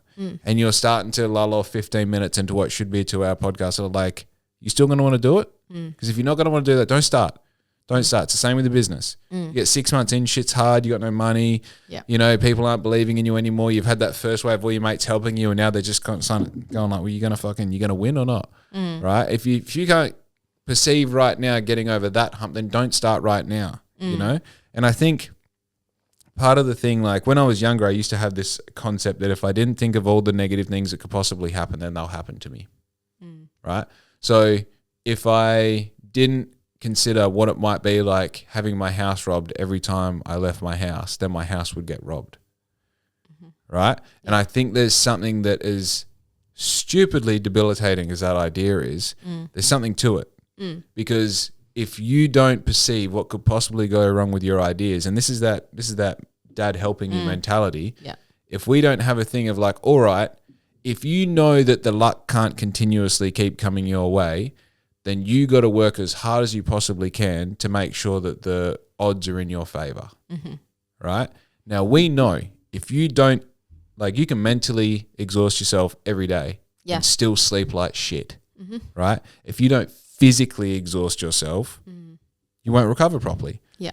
You know, and it's like, yes, running sucks. Go run. It's the easiest suck to achieve. You know what I mean? Like there's got to be that resistance that you have to face every day. Yeah. And by putting yourself in the way of resistance, it's like, cool, out of the way. Yeah. Out of the way, you know? Yeah, absolutely. I had that half marathon I did, so that was after Thailand. So heavy. Yeah, I'd trained really hard for like a year. Yeah. And anytime I didn't want to go for that long run on the Sunday or the Saturday, depending what day we did it, I would be like, because I don't know, maybe it was like that time of the month, or, you know, I'm like, oh, I feel like crap. I'm like, this is when I have to go, because what if the half marathon's on that day too? Yeah. I need to know that I can do it. Yeah. You know, and then so went to Thailand. So that was a week before the half marathon. I had a week off in Thailand. Crazy. Influenza A. My son had influenza A. I got influenza A. So I got back and then got sinus infection. So I was on antibiotics. Oh, also, no way. This is the day of the half marathon. I'm 3 kilometers in that time of the month. Oh, no way. But you know what? Because I had pushed through every single obstacle, I was like, I've committed to this. I'm doing it. I'm in. Yeah. I'm in. What did you run? 21 in 2 hours and 6 minutes. Wow. Yeah. That's unreal. Yeah, I was pretty proud of myself. Fuck. That's especially considering all of those factors. Yeah. I was like, but yeah. You're potentially talking, like, might be outrageous, but you're talking a sub 2 had shit gone your way. I was training, so I was like, when we signed up, I was like, yeah, all right, I'll run a half marathon. So I'm training, and then I got to 20Ks, 21K. I got to 21 and I wouldn't run the 0.1 because I was like, I'm not running the half marathon until the half marathon. But I was training running 21K. So then I was like, all right, well, I already know I can run a half marathon, so maybe I can do it in under 2 hours. Yeah. So then I put in ChatGPT. I was like, hey, I want to run, or please, can you write me a program? Because I want to run a half marathon in under 2 hours. This is currently my fastest time for 21 kilometers is this. The half marathon's in this many weeks. Yeah. Write me a program. So it did. And I stuck to it as much as I could. And then I got sick. Was it just all like fartlek interval? Yeah, it was like I was already doing the 3 a week. So I do like an interval run, a easy run. Like you meant to do 4, but I just don't have time for that. I've got a business and 4-year-old twins. So I think, you meant to do like a tempo run, an interval run, an easy run and a long run. So I just didn't do the tempo run. I would do an interval run, but I would do it a hill interval run. So I do intervals like with an incline, and then I do an easy run, and then I would do a long run every week. And then when I got the program from ChatGPT, it was like, okay, your easy run has to be at this pace for 8 kilometers. Your interval run has to be, your fast is this pace, your easy is this pace. And I just stuck to it and did it. Yeah, that's interesting because I've sort of like have all training programs preloaded from 10 years of skating, and like the annoying part of this running journey for me was like the boys were having these conversations like, do you reckon you could run half a marathon if you had to, like gun to your head? Well, I don't know. I'm like, yes, you could, you fully could. It's just like that's all mental, and then like how could we get a sub this time for a 5K and a sub this for a 10K? I'm like, I'll fucking write you off the dome programs now to achieve that. It's not that hard. You know, it's like getting you over your, particular heart rates multiple times in one session, as much rest as possible, like 3-4 days, and then go do wicked interval training. Your 5K will in 2-3 weeks, like you'll drop a massive amount of time. Once you get that massive amount of time, it's hard to get little bits and pieces off. Yeah. Over 21Ks, go out as hard as you fucking can and try and maintain it. And it sounds crazy, but once you hit a certain level of fitness, that's the reality. You're not going to work up during a distance. You can always start fast and just hold on to it. Just grit your teeth and hold on, because a shuffle at the start is like 5:30 pace. A shuffle at the end is like 6:30 pace. Yeah. My best friend is different though, because she's a little weapon. She's like this tall. Yeah. She's had lot of trauma. But she will go do her first 10Ks at a slower pace with no headphones. So she's she has had trauma. She's raw dogging 10Ks. She did the half marathon as well in 2 hours and 4 minutes or 3 minutes or something. Wild. But so the start, I like called up to her and she's just like, she didn't have headphones in. And I was like, all right, I'll do a bit with no headphones. So I did the first 5Ks, no headphones with her, and then got to 5Ks and I was like, I'm sorry, bro. Like they're going in. I'm done. But she then speeds up and overtakes everyone for the last 10Ks. She's she's a little weapon. So you know, I was a marathon skater in skating. Yeah. So you've got the knowledge for the training and things like that. Right. So I'm a distance athlete. Yeah. At my core, right? And skating is fucking way harder than running. Like there's so much technique. Balance. This you is don't the thing, have to like balance on your legs. Double push on inline skates, right? Is such a it's such a weird movement that you're talking about, like just a millisecond of not thinking and just like kicking a wheel the falls are so spectacular and the pace is like you can be sitting on 40, 50 Ks an hour. Yeah. The group is gone. Yeah. You know, and if it's just one person falling in a group of 100, no one slows down. If there's like a pack of 20 fall, the group will slow down, let them catch back up and go again. But, you know, the one thing about marathons is similar to cycling. There's like breakaways. And then 2, 3, 5, 10 people go like, we're going to chase the breakaway. Do you want to come with us? So I was always like, I used to love being in that group, not the breakaway group, because now you got something to prove. You break away with like 20 Ks to go. It's like, we'll see you in 10, partner. Yeah. You know, like you got to prove it. If there's two of you out there swapping the lead, you're either an animal or you're definitely going to get caught. Then when you're the group who's catching the breakaway, that was always my favorite because you can see what you're trying to catch. Like I don't gotta beat you. I just gotta get in front of you, and then I've beaten you mentally. And all you do is cruise past them, just breathing through your nose, and just look at them.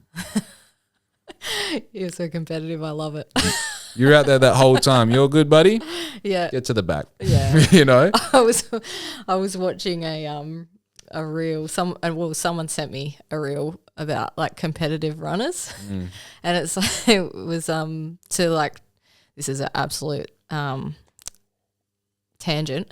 It was to Top Gun or something, and he was like, there was someone ahead of them running, and he's like, "Oh, you're gonna overtake?" And she's, I'm not even gonna do it because it was accents and I'll butcher it and it'll be too funny. But he was like, she goes, "No, remember we're meant to be on an easy run." And he's just like, "No way, my legs are feeling good." And then the person in front starts speeding up and it's like, they overtake and then high five and anyway. But it's just like those competitive runners. Yeah. It doesn't matter because I went into the half marathon like, I just want to be able to run it. You know, I'm just so happy to be able to run it. How good, like so proud of my body. But then when you're actually running it and there's someone in front of you, you run past them and it's just like, oh yeah.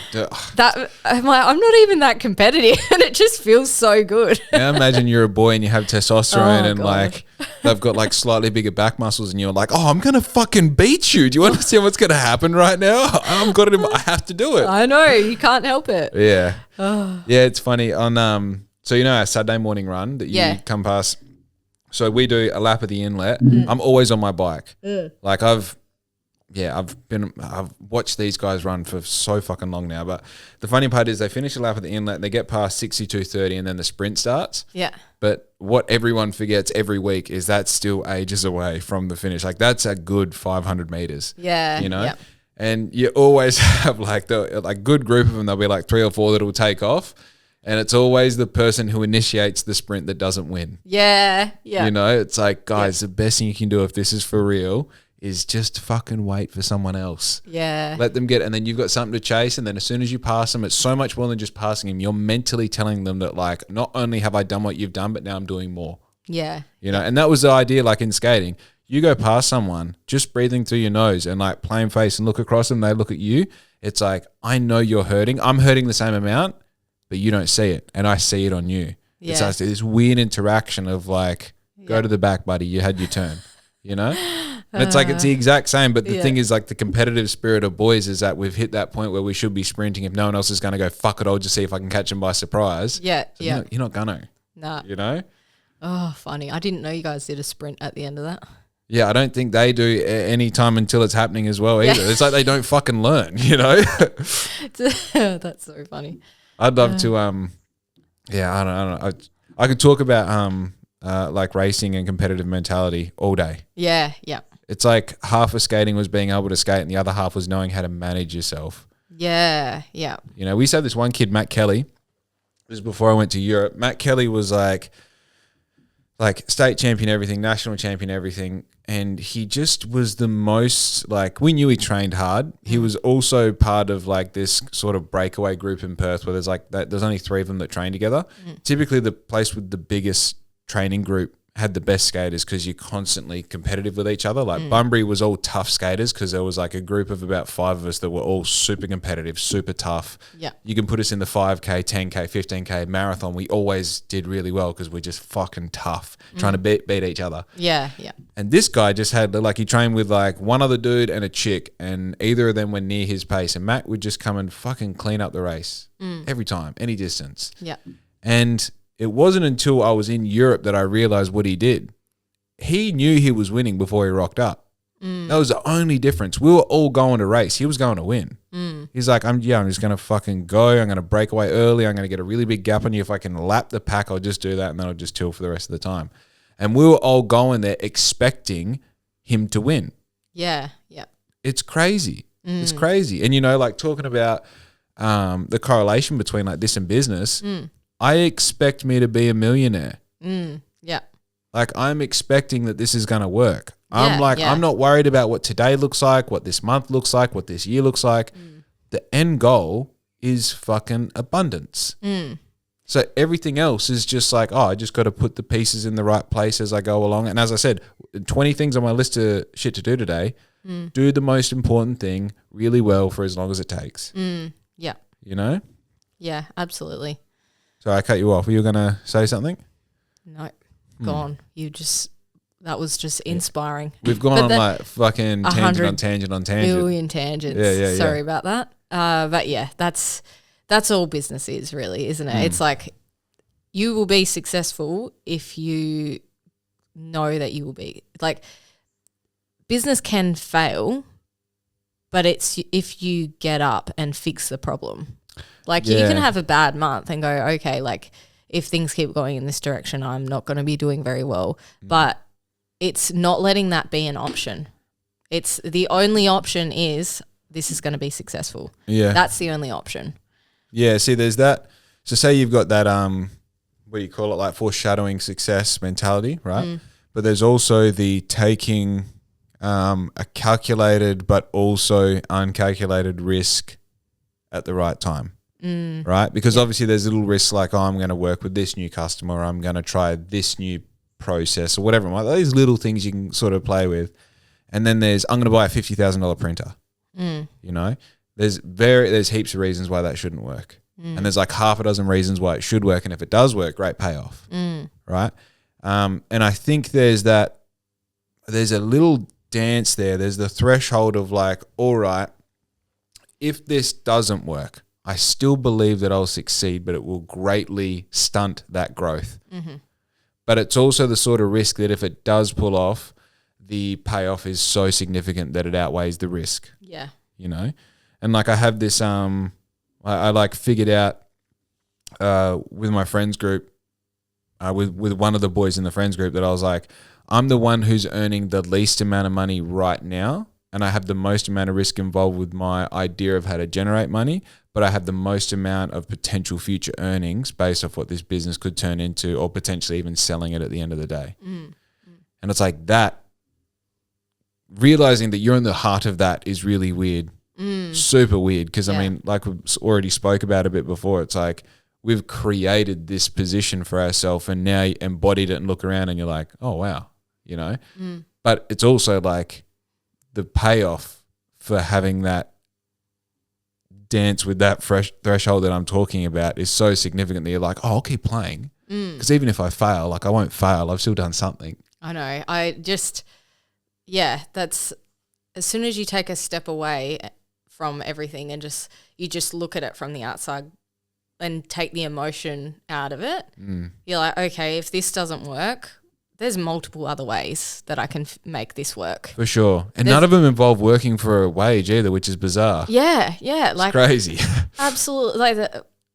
Honestly, all the time, that's how I get myself, because everyone gets in those mind frames where they're like, oh, like, I don't know if I can keep going. Can I upkeep this? And like, am I going to run out of clients? Like, I don't know. And then I'm like, okay, in the back of my mind, I'm like, what would I need to be able to keep going if I had a few rough months? Yeah. And I'm like, okay, well, I could probably offer website refreshes for this much, which is a really discounted rate, but I could do this, this, and this, and I would only need to get 5 people into that, and then I'd be sweet. Yeah. Okay, so it's not that bad. And like, hopefully you never have to get to that point, but it's like everything is calculated, and you always have to jump before you're ready. Yeah. I need this person in my business now.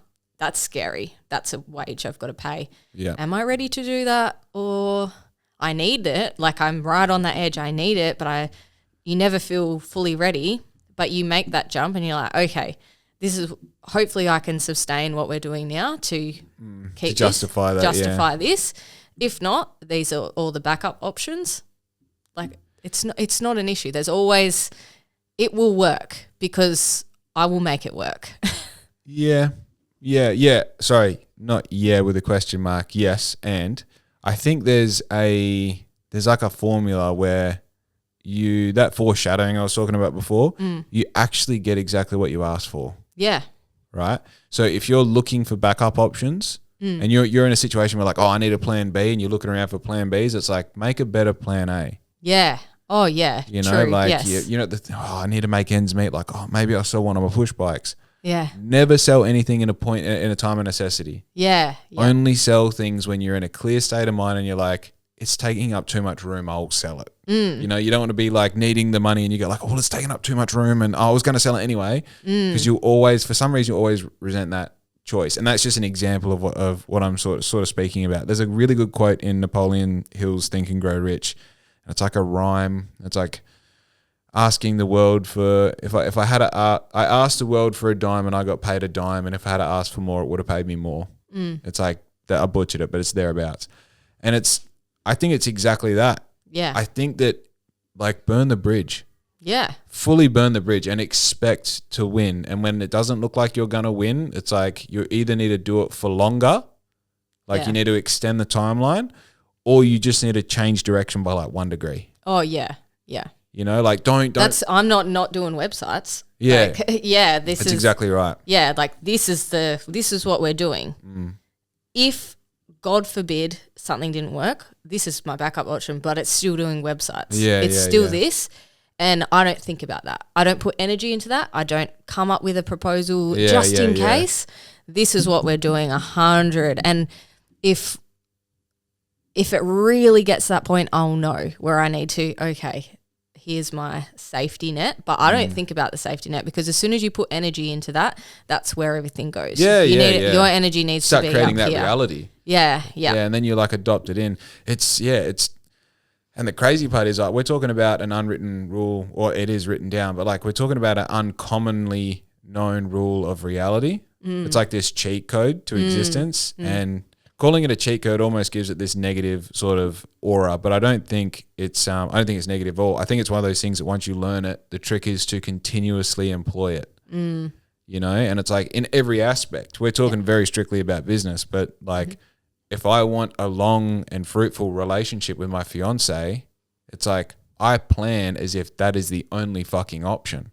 So then when there's these little road speed bumps or like, you know, disagreements or whatever, it's like, oh, well, we'll sort this out because we're spending forever together. Yeah. You know? Yeah. But if that's a really easy example that I feel like a lot of people fall into the sort of trap of going, well, I have Instagram, I have options, you know, like if this doesn't work, you know, I'll sort it out. And it's like, well, you're leaving a door open in your mind. Yeah. You're creating a reality in that space that one day you can pull in and adopt that. Where in reality, that door needs to be closed. There needs to Yeah. not even be a handle on that door. And if you can eventually plaster over it, even better. Because the more you do that and don't create any space for what if, you know, then it just doesn't exist for you. Yeah. And that's where, like, you know, you confidently sit here as a business owner, you're like, I will be a millionaire. I will win. Yeah. You know, don't Yep. be surprised when it happens. You know, Yep. prepare your jealousy now. It's coming.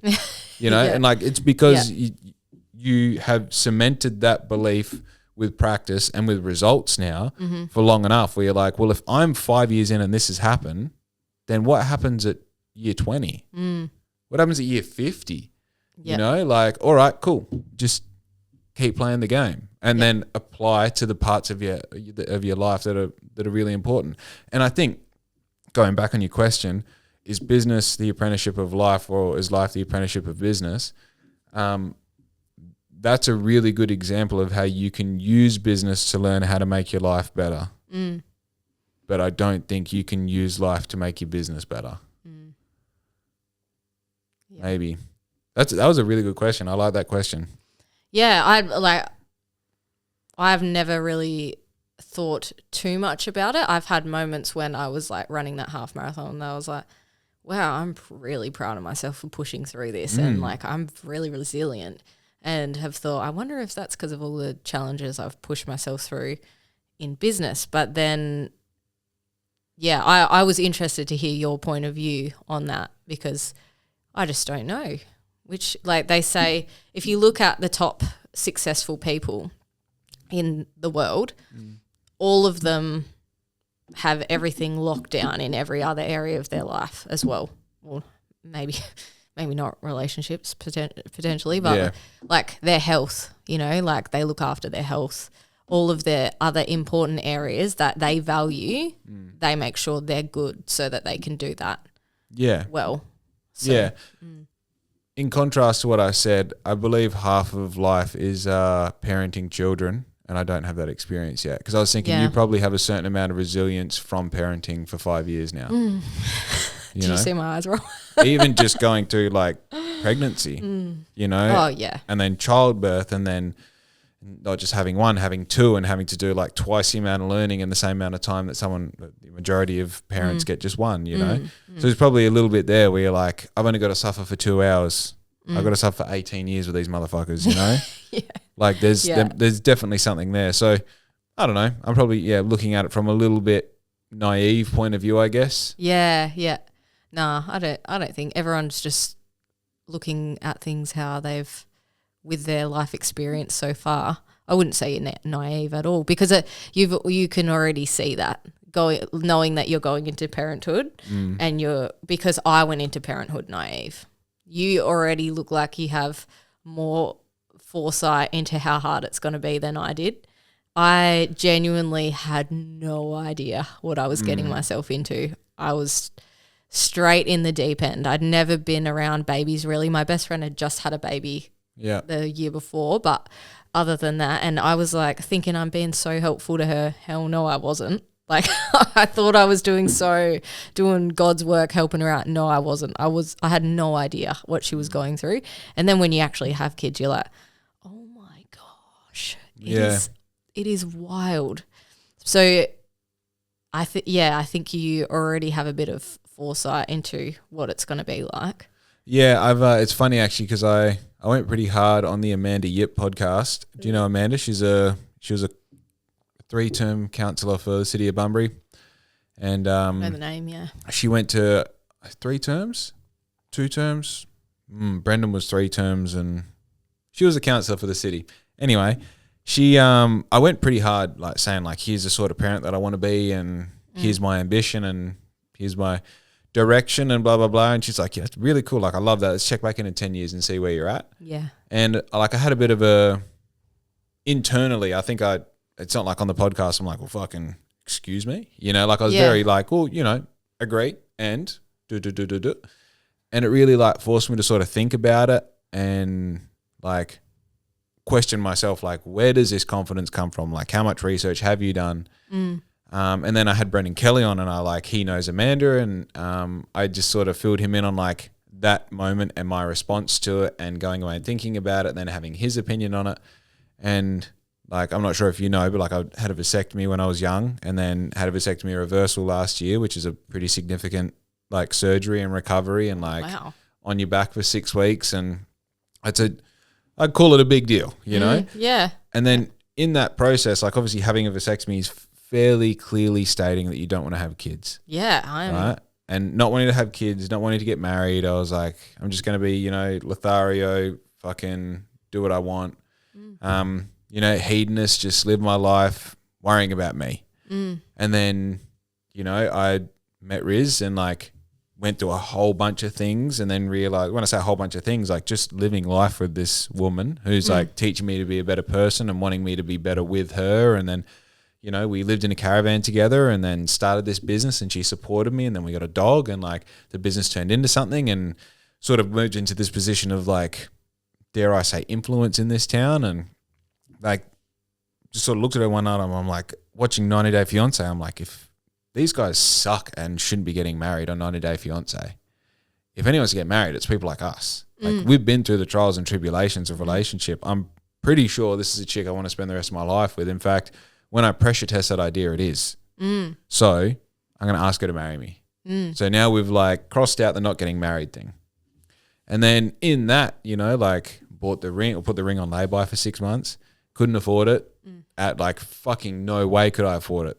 They say 3 times your monthly wage. Well, I didn't have a wage, so fairly indicative of like get her a burger ring, bro, because you can't afford a real one. So got engaged, and then you know you through having a dog, and now you know building this business. It's exciting, and now you're getting married and all these things. It's like I'd like to be a dad. Yeah. You know, like I think I'd be a good dad, and I think that she'd be a good mum, and I think we'd be good parents, and I think it would bring us closer together. And then you go to this thing of like, all right, well, if that's the case, there's actually a lot involved. It's not just like, well, financially we have to be able to do it, lifestyle we have to be able to do it. We're building this bloody business. We've got to make sure there's time. My pipe work isn't arranged in a way that I can have children. We have to fix that. Yeah. You know, and even just the like, I feel like when I say to people like, yeah, I've thought about it. I've had a surgery to reverse my vasectomy. It's like, understand that that's in your growth phase of your business. After you've just moved into this house, right? We now have to find a way to manage financially not working for 6 weeks, not bringing in any work, you know, and being able to weather that storm. Yeah. Then on top of that, it's like, once we've done that, we then have to find the rhythm of like, all right, well, Riz is employed full time. When she gets pregnant, there's a time limit on when she's going to be able to work. And then when she stops, ideally, she's going to be in this house, essentially trad wife for as long as possible, just being a mum and a housekeeper for keeping a house. That's the right word. Yeah. For as long as possible. That's like her and mine ideal idea about what her being a mother looks like. So the amount of fucking thought that is like the conversations, the like education that I've taken on board from every single parent that I possibly could when it's relevant and coming up in conversation and being around my kids' babies and hearing about their stories from the mother and the father, and then together when they're like, I'm immersed in this whole idea so much. It's like, you know, when people tell me like, oh, you have no idea, it's like, cousin, I have a bit of an idea. Like I'm trying my, like I don't know how, outside of having a child, I don't know how much more I can do. Yeah. You know? So I think I say I'm naive to protect other people's idea of what it might be in my point of view. I think you sound like you have had all of the right conversations with Riz and you have actually thought about what it looks like. I didn't do that. I was like 24, 25. I was young and I wish I did. So you will still be, nothing actually prepares you for when you have a newborn baby and how hard that actually is. Nothing will prepare you for that. That I can say you'll be naive in, because every human being is naive with that unless they have a baby. The concept of having a family, I don't think you're being naive at all. I think you've done a lot of work, a lot more than I ever did.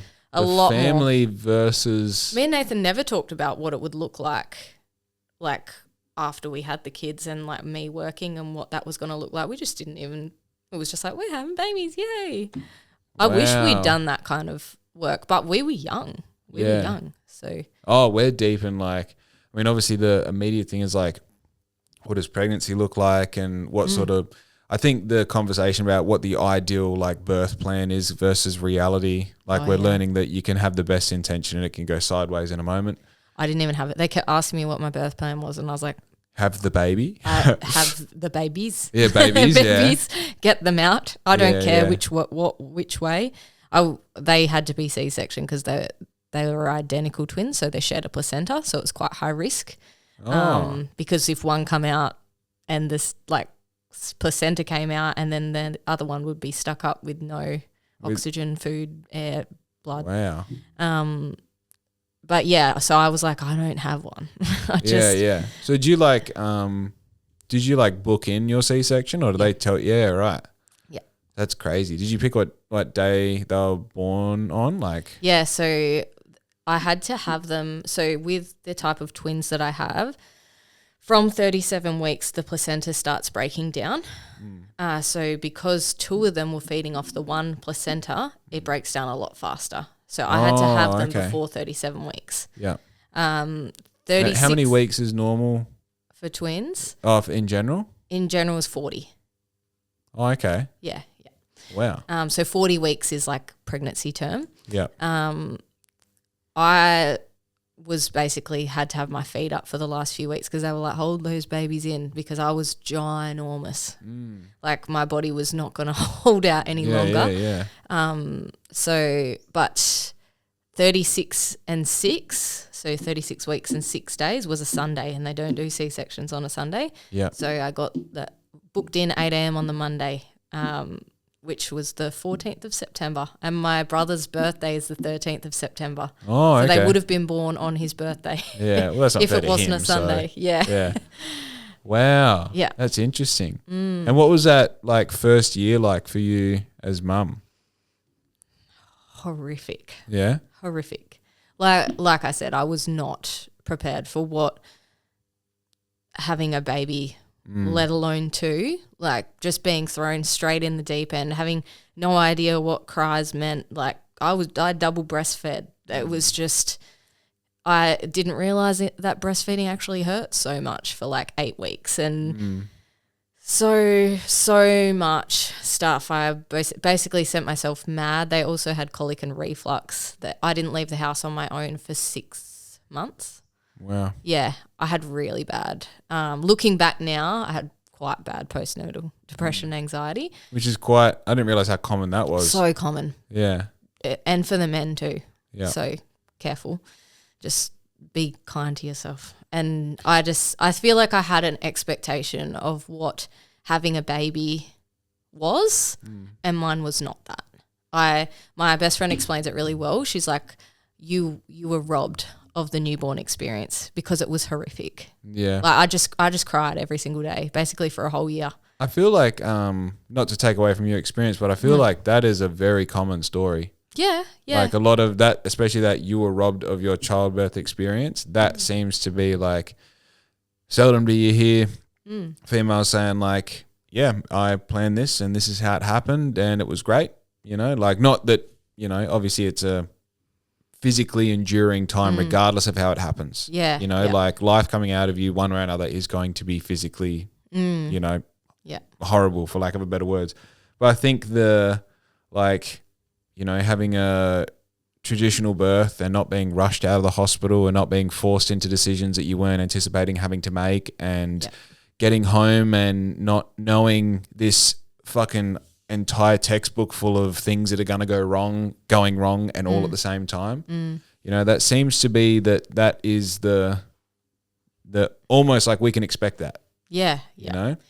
Yeah, just basically don't have any expectations of how things are going to go. That's the only advice I could give, because you cannot predict. Like some people have babies that sleep and some people do not. Mine still do not. And they're almost 5. Yeah. Like there's, you know, there's no textbook. You can, for a chronic learner who actually educates myself on everything so much, I really did not educate myself enough on having babies, because I thought like it's natural, everyone does it, you know. And I don't know if that was detrimental or like, and I wish I knew a little bit more going into it and how hard it was going to be, or if I had it would have made things worse because I'm like, well, this is what the book said it's meant to be happening, and it's not happening like that. So true.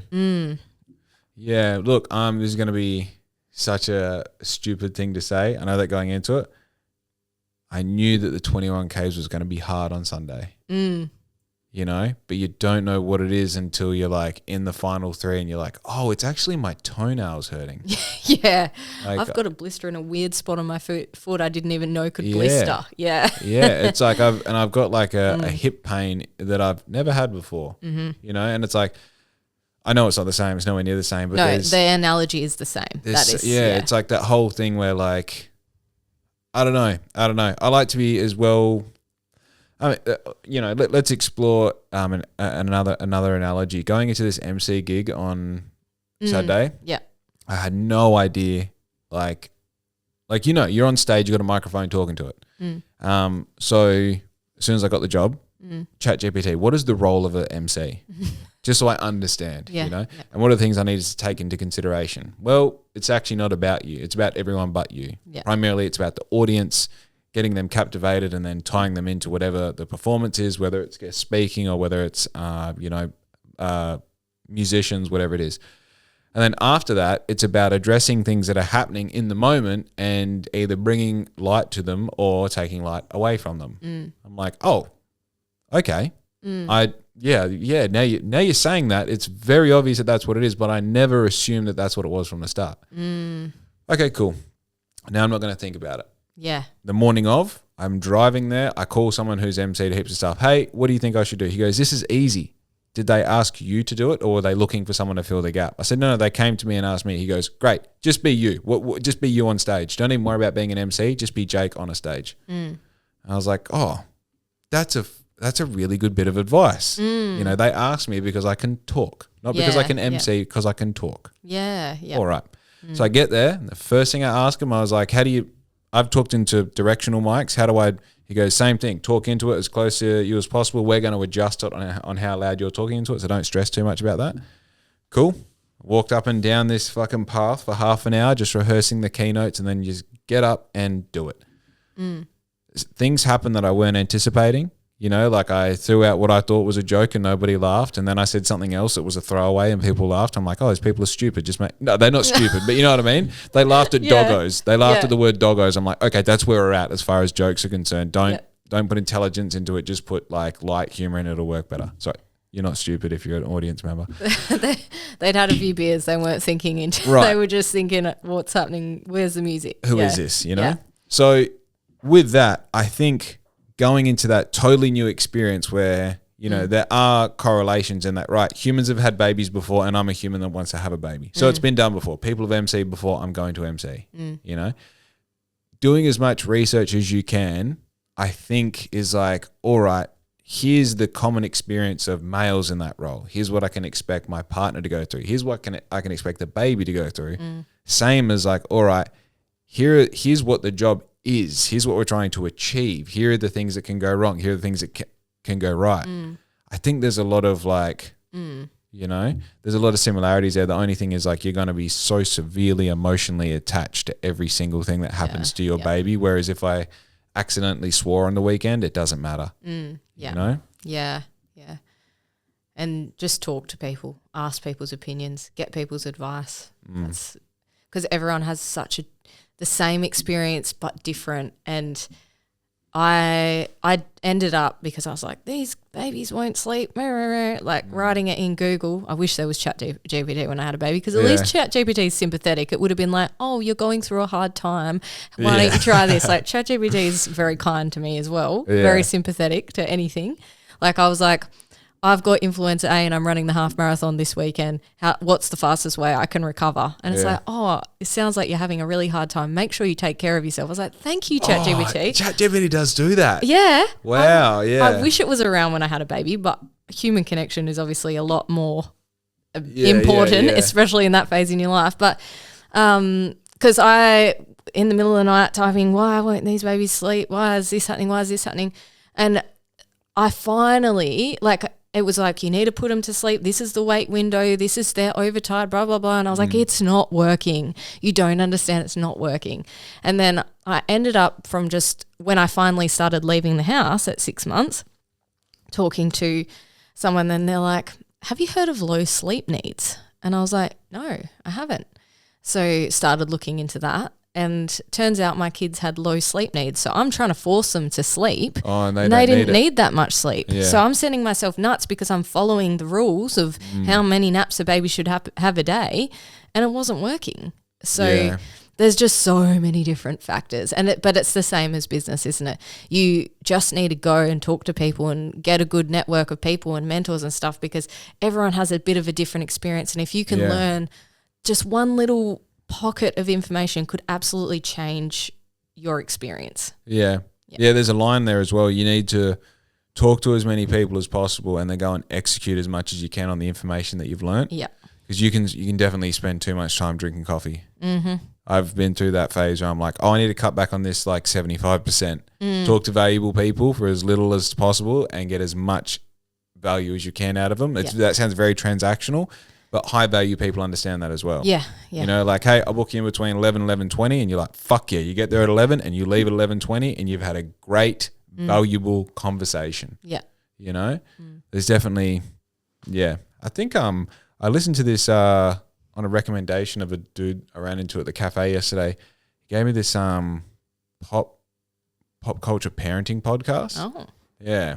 Yeah, very gay of me, but I gave it a listen. I love it. It relates movies to parenting topics. So it's like this one that he said, I've listened to only 2 of them, but one of them's on Fight Club. And I was like, oh, interesting. He's like, the role of like masculinity and patriarchy and parenting. And they waffle on for, I don't know, probably half an hour before they actually get into the movie. And one of the things he's talking about is taking his kids to this park barbecue thing.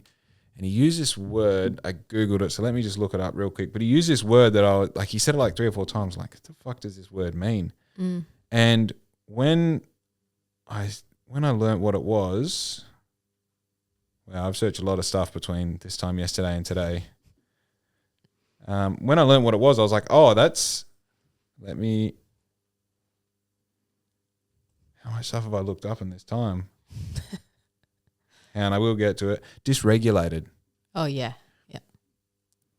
Most of my childhood was dysregulated. Most of all of ours, because that was our generation. That was our generation, you know? It was like parents parenting you with like guerrilla tactics that their parents parented them with. Yeah.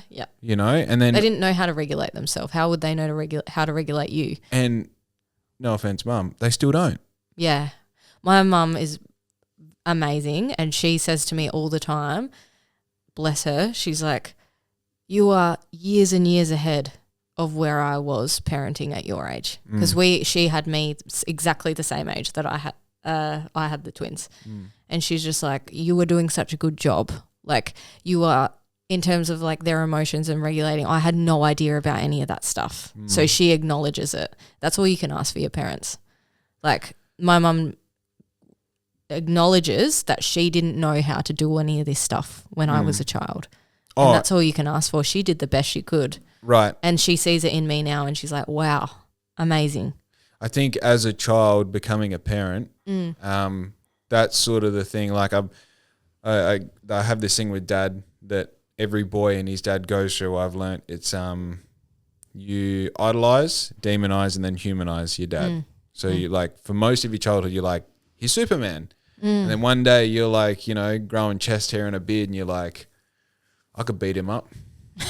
Asshole. Like push came to shove, like I'm the fucking man, you know? And then you start, like, I don't really like the way he did this, and he wasn't at my soccer game, and he didn't give me praise when he should have, and he didn't, and he's a bad guy, and you kind of have that clash, and then all of a sudden, you know, you hear your dad say sorry for the first time and all these things, and you're like, oh, he's just a guy. Yeah, who did the best he could with the tools he had at the time. He's just a guy who had me. And even better if he can apologise. Wow. Yeah, a lot of parents are like, what the fuck are you complaining about? That's just how it was. Yeah. For him to go, I'm sorry, and acknowledge, oh, perhaps I could have done things differently. wow, you've won the parent lottery. That's all you can ask for. Yeah. Yeah. Yeah, and then, you know, I think that thing sort of does apply, and I haven't had this with my mum, but I think it does sort of apply in a way, you know, if you lay flat what that is, you kind of like, I don't know, I think for me, I got to a bit of a point where I was like, well, why didn't, you know, my mum did, like I'm mummy's boy, she did everything right, you know, like I love my mum dearly now, and, you know, I'm thankful for the experience I had as a child, but then when I lay that along, you know, I lay that parallel to the sort of experience I want to give my child, it's like, well, there's, you know, one of the big things is like, why don't we just stay in one spot? Why do we keep moving? You know, and I believe that gave me a superpower now as an adult. I'm just footnoting everything to protect her because I don't want her to be upset. I think there's something there that, like, when I look at what my mum and dad's story was before they met me, when they had me, that from 0 to like 18, it's like never was anything done where it was the second best option. It was never like, we could do the best thing, which is this, but we'll do that. They always did the best thing. Yeah, yeah. You know? And the big difference is, like, when I was 15, mobile phones became like a common thing. And by the time I was 20, everyone was like a generation smarter than their parents, because all of a sudden we had access to the information. Now it's changed between 20 and 30. I'm 32 now, where we don't have access. The information is projected. It's put in front of you. So we're talking about parenting right now, my algorithm changes to parenting things. Yeah, yeah. You know, I send a couple messages about running a marathon, and now my algorithm is about running marathons. Yeah. So this information is now projected to us where, like, yes, we're overexposed. There's a whole bunch of negative things about that, but there's also a whole bunch of positive things where I'm learning about, what's it called? Dysregulation. Yeah.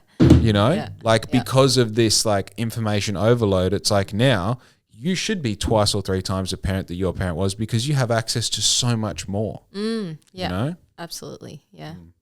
Anyway, on that note, I reckon we should tie a ribbon around it. Yeah, absolutely. Beautiful. Thank you very much for coming on the podcast. Is there anything that you want to promote while the camera's on you?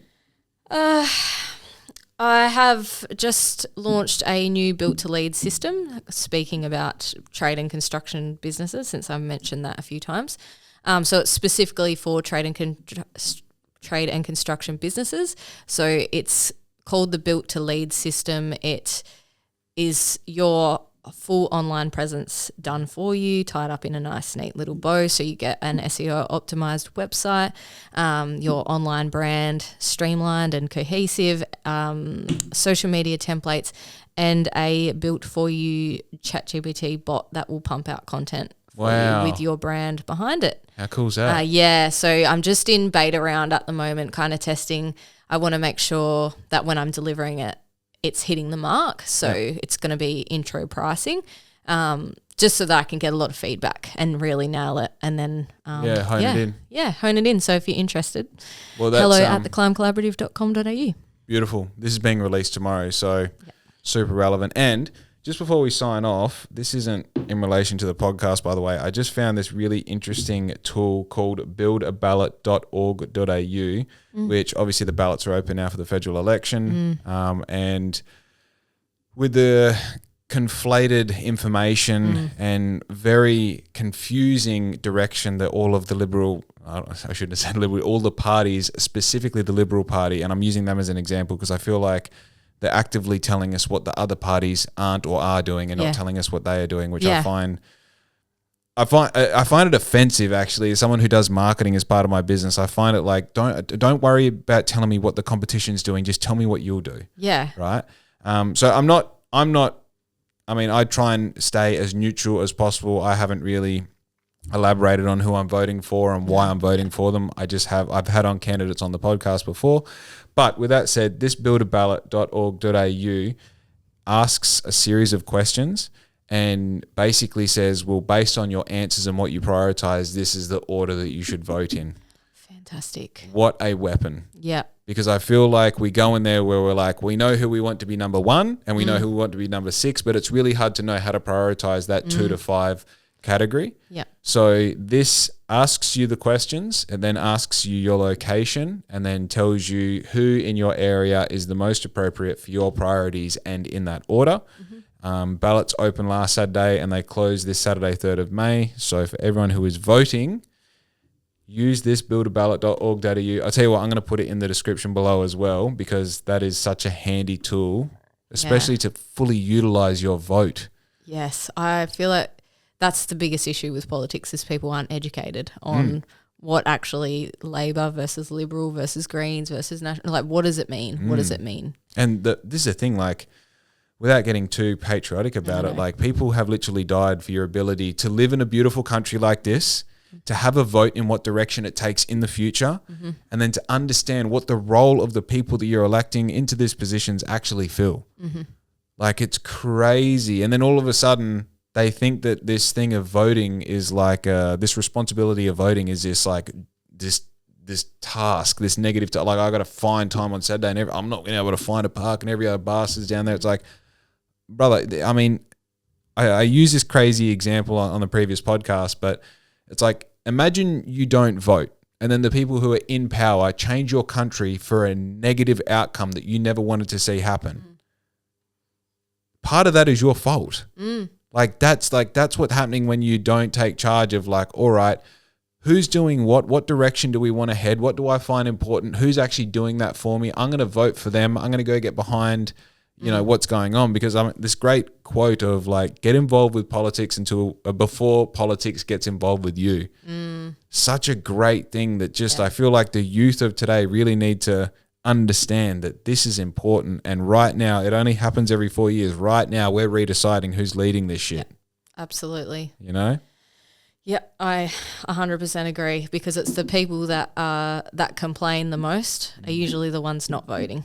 Oh, amen. Yeah. Amen. So you see all the keyboard warriors on Facebook, this and this. On the Facebook groups. On the Facebook groups, it's like, did you vote? Yeah. Do you understand how things work? Yeah. Do you know how decisions are made? If you have such a strong opinion, use it. Also, and also educate yourself on why that is so important to you. Yeah. Yeah, go to city council meetings, become a councillor, like be a part of the process. If you're that passionate about it, do the thing. And if you're not, just shut the fuck up, right? Yeah. Anyway, buildaballot.org.au. Thanks for coming on the pod. Thank you for having me. And everyone else, be good to your mum, because we are out.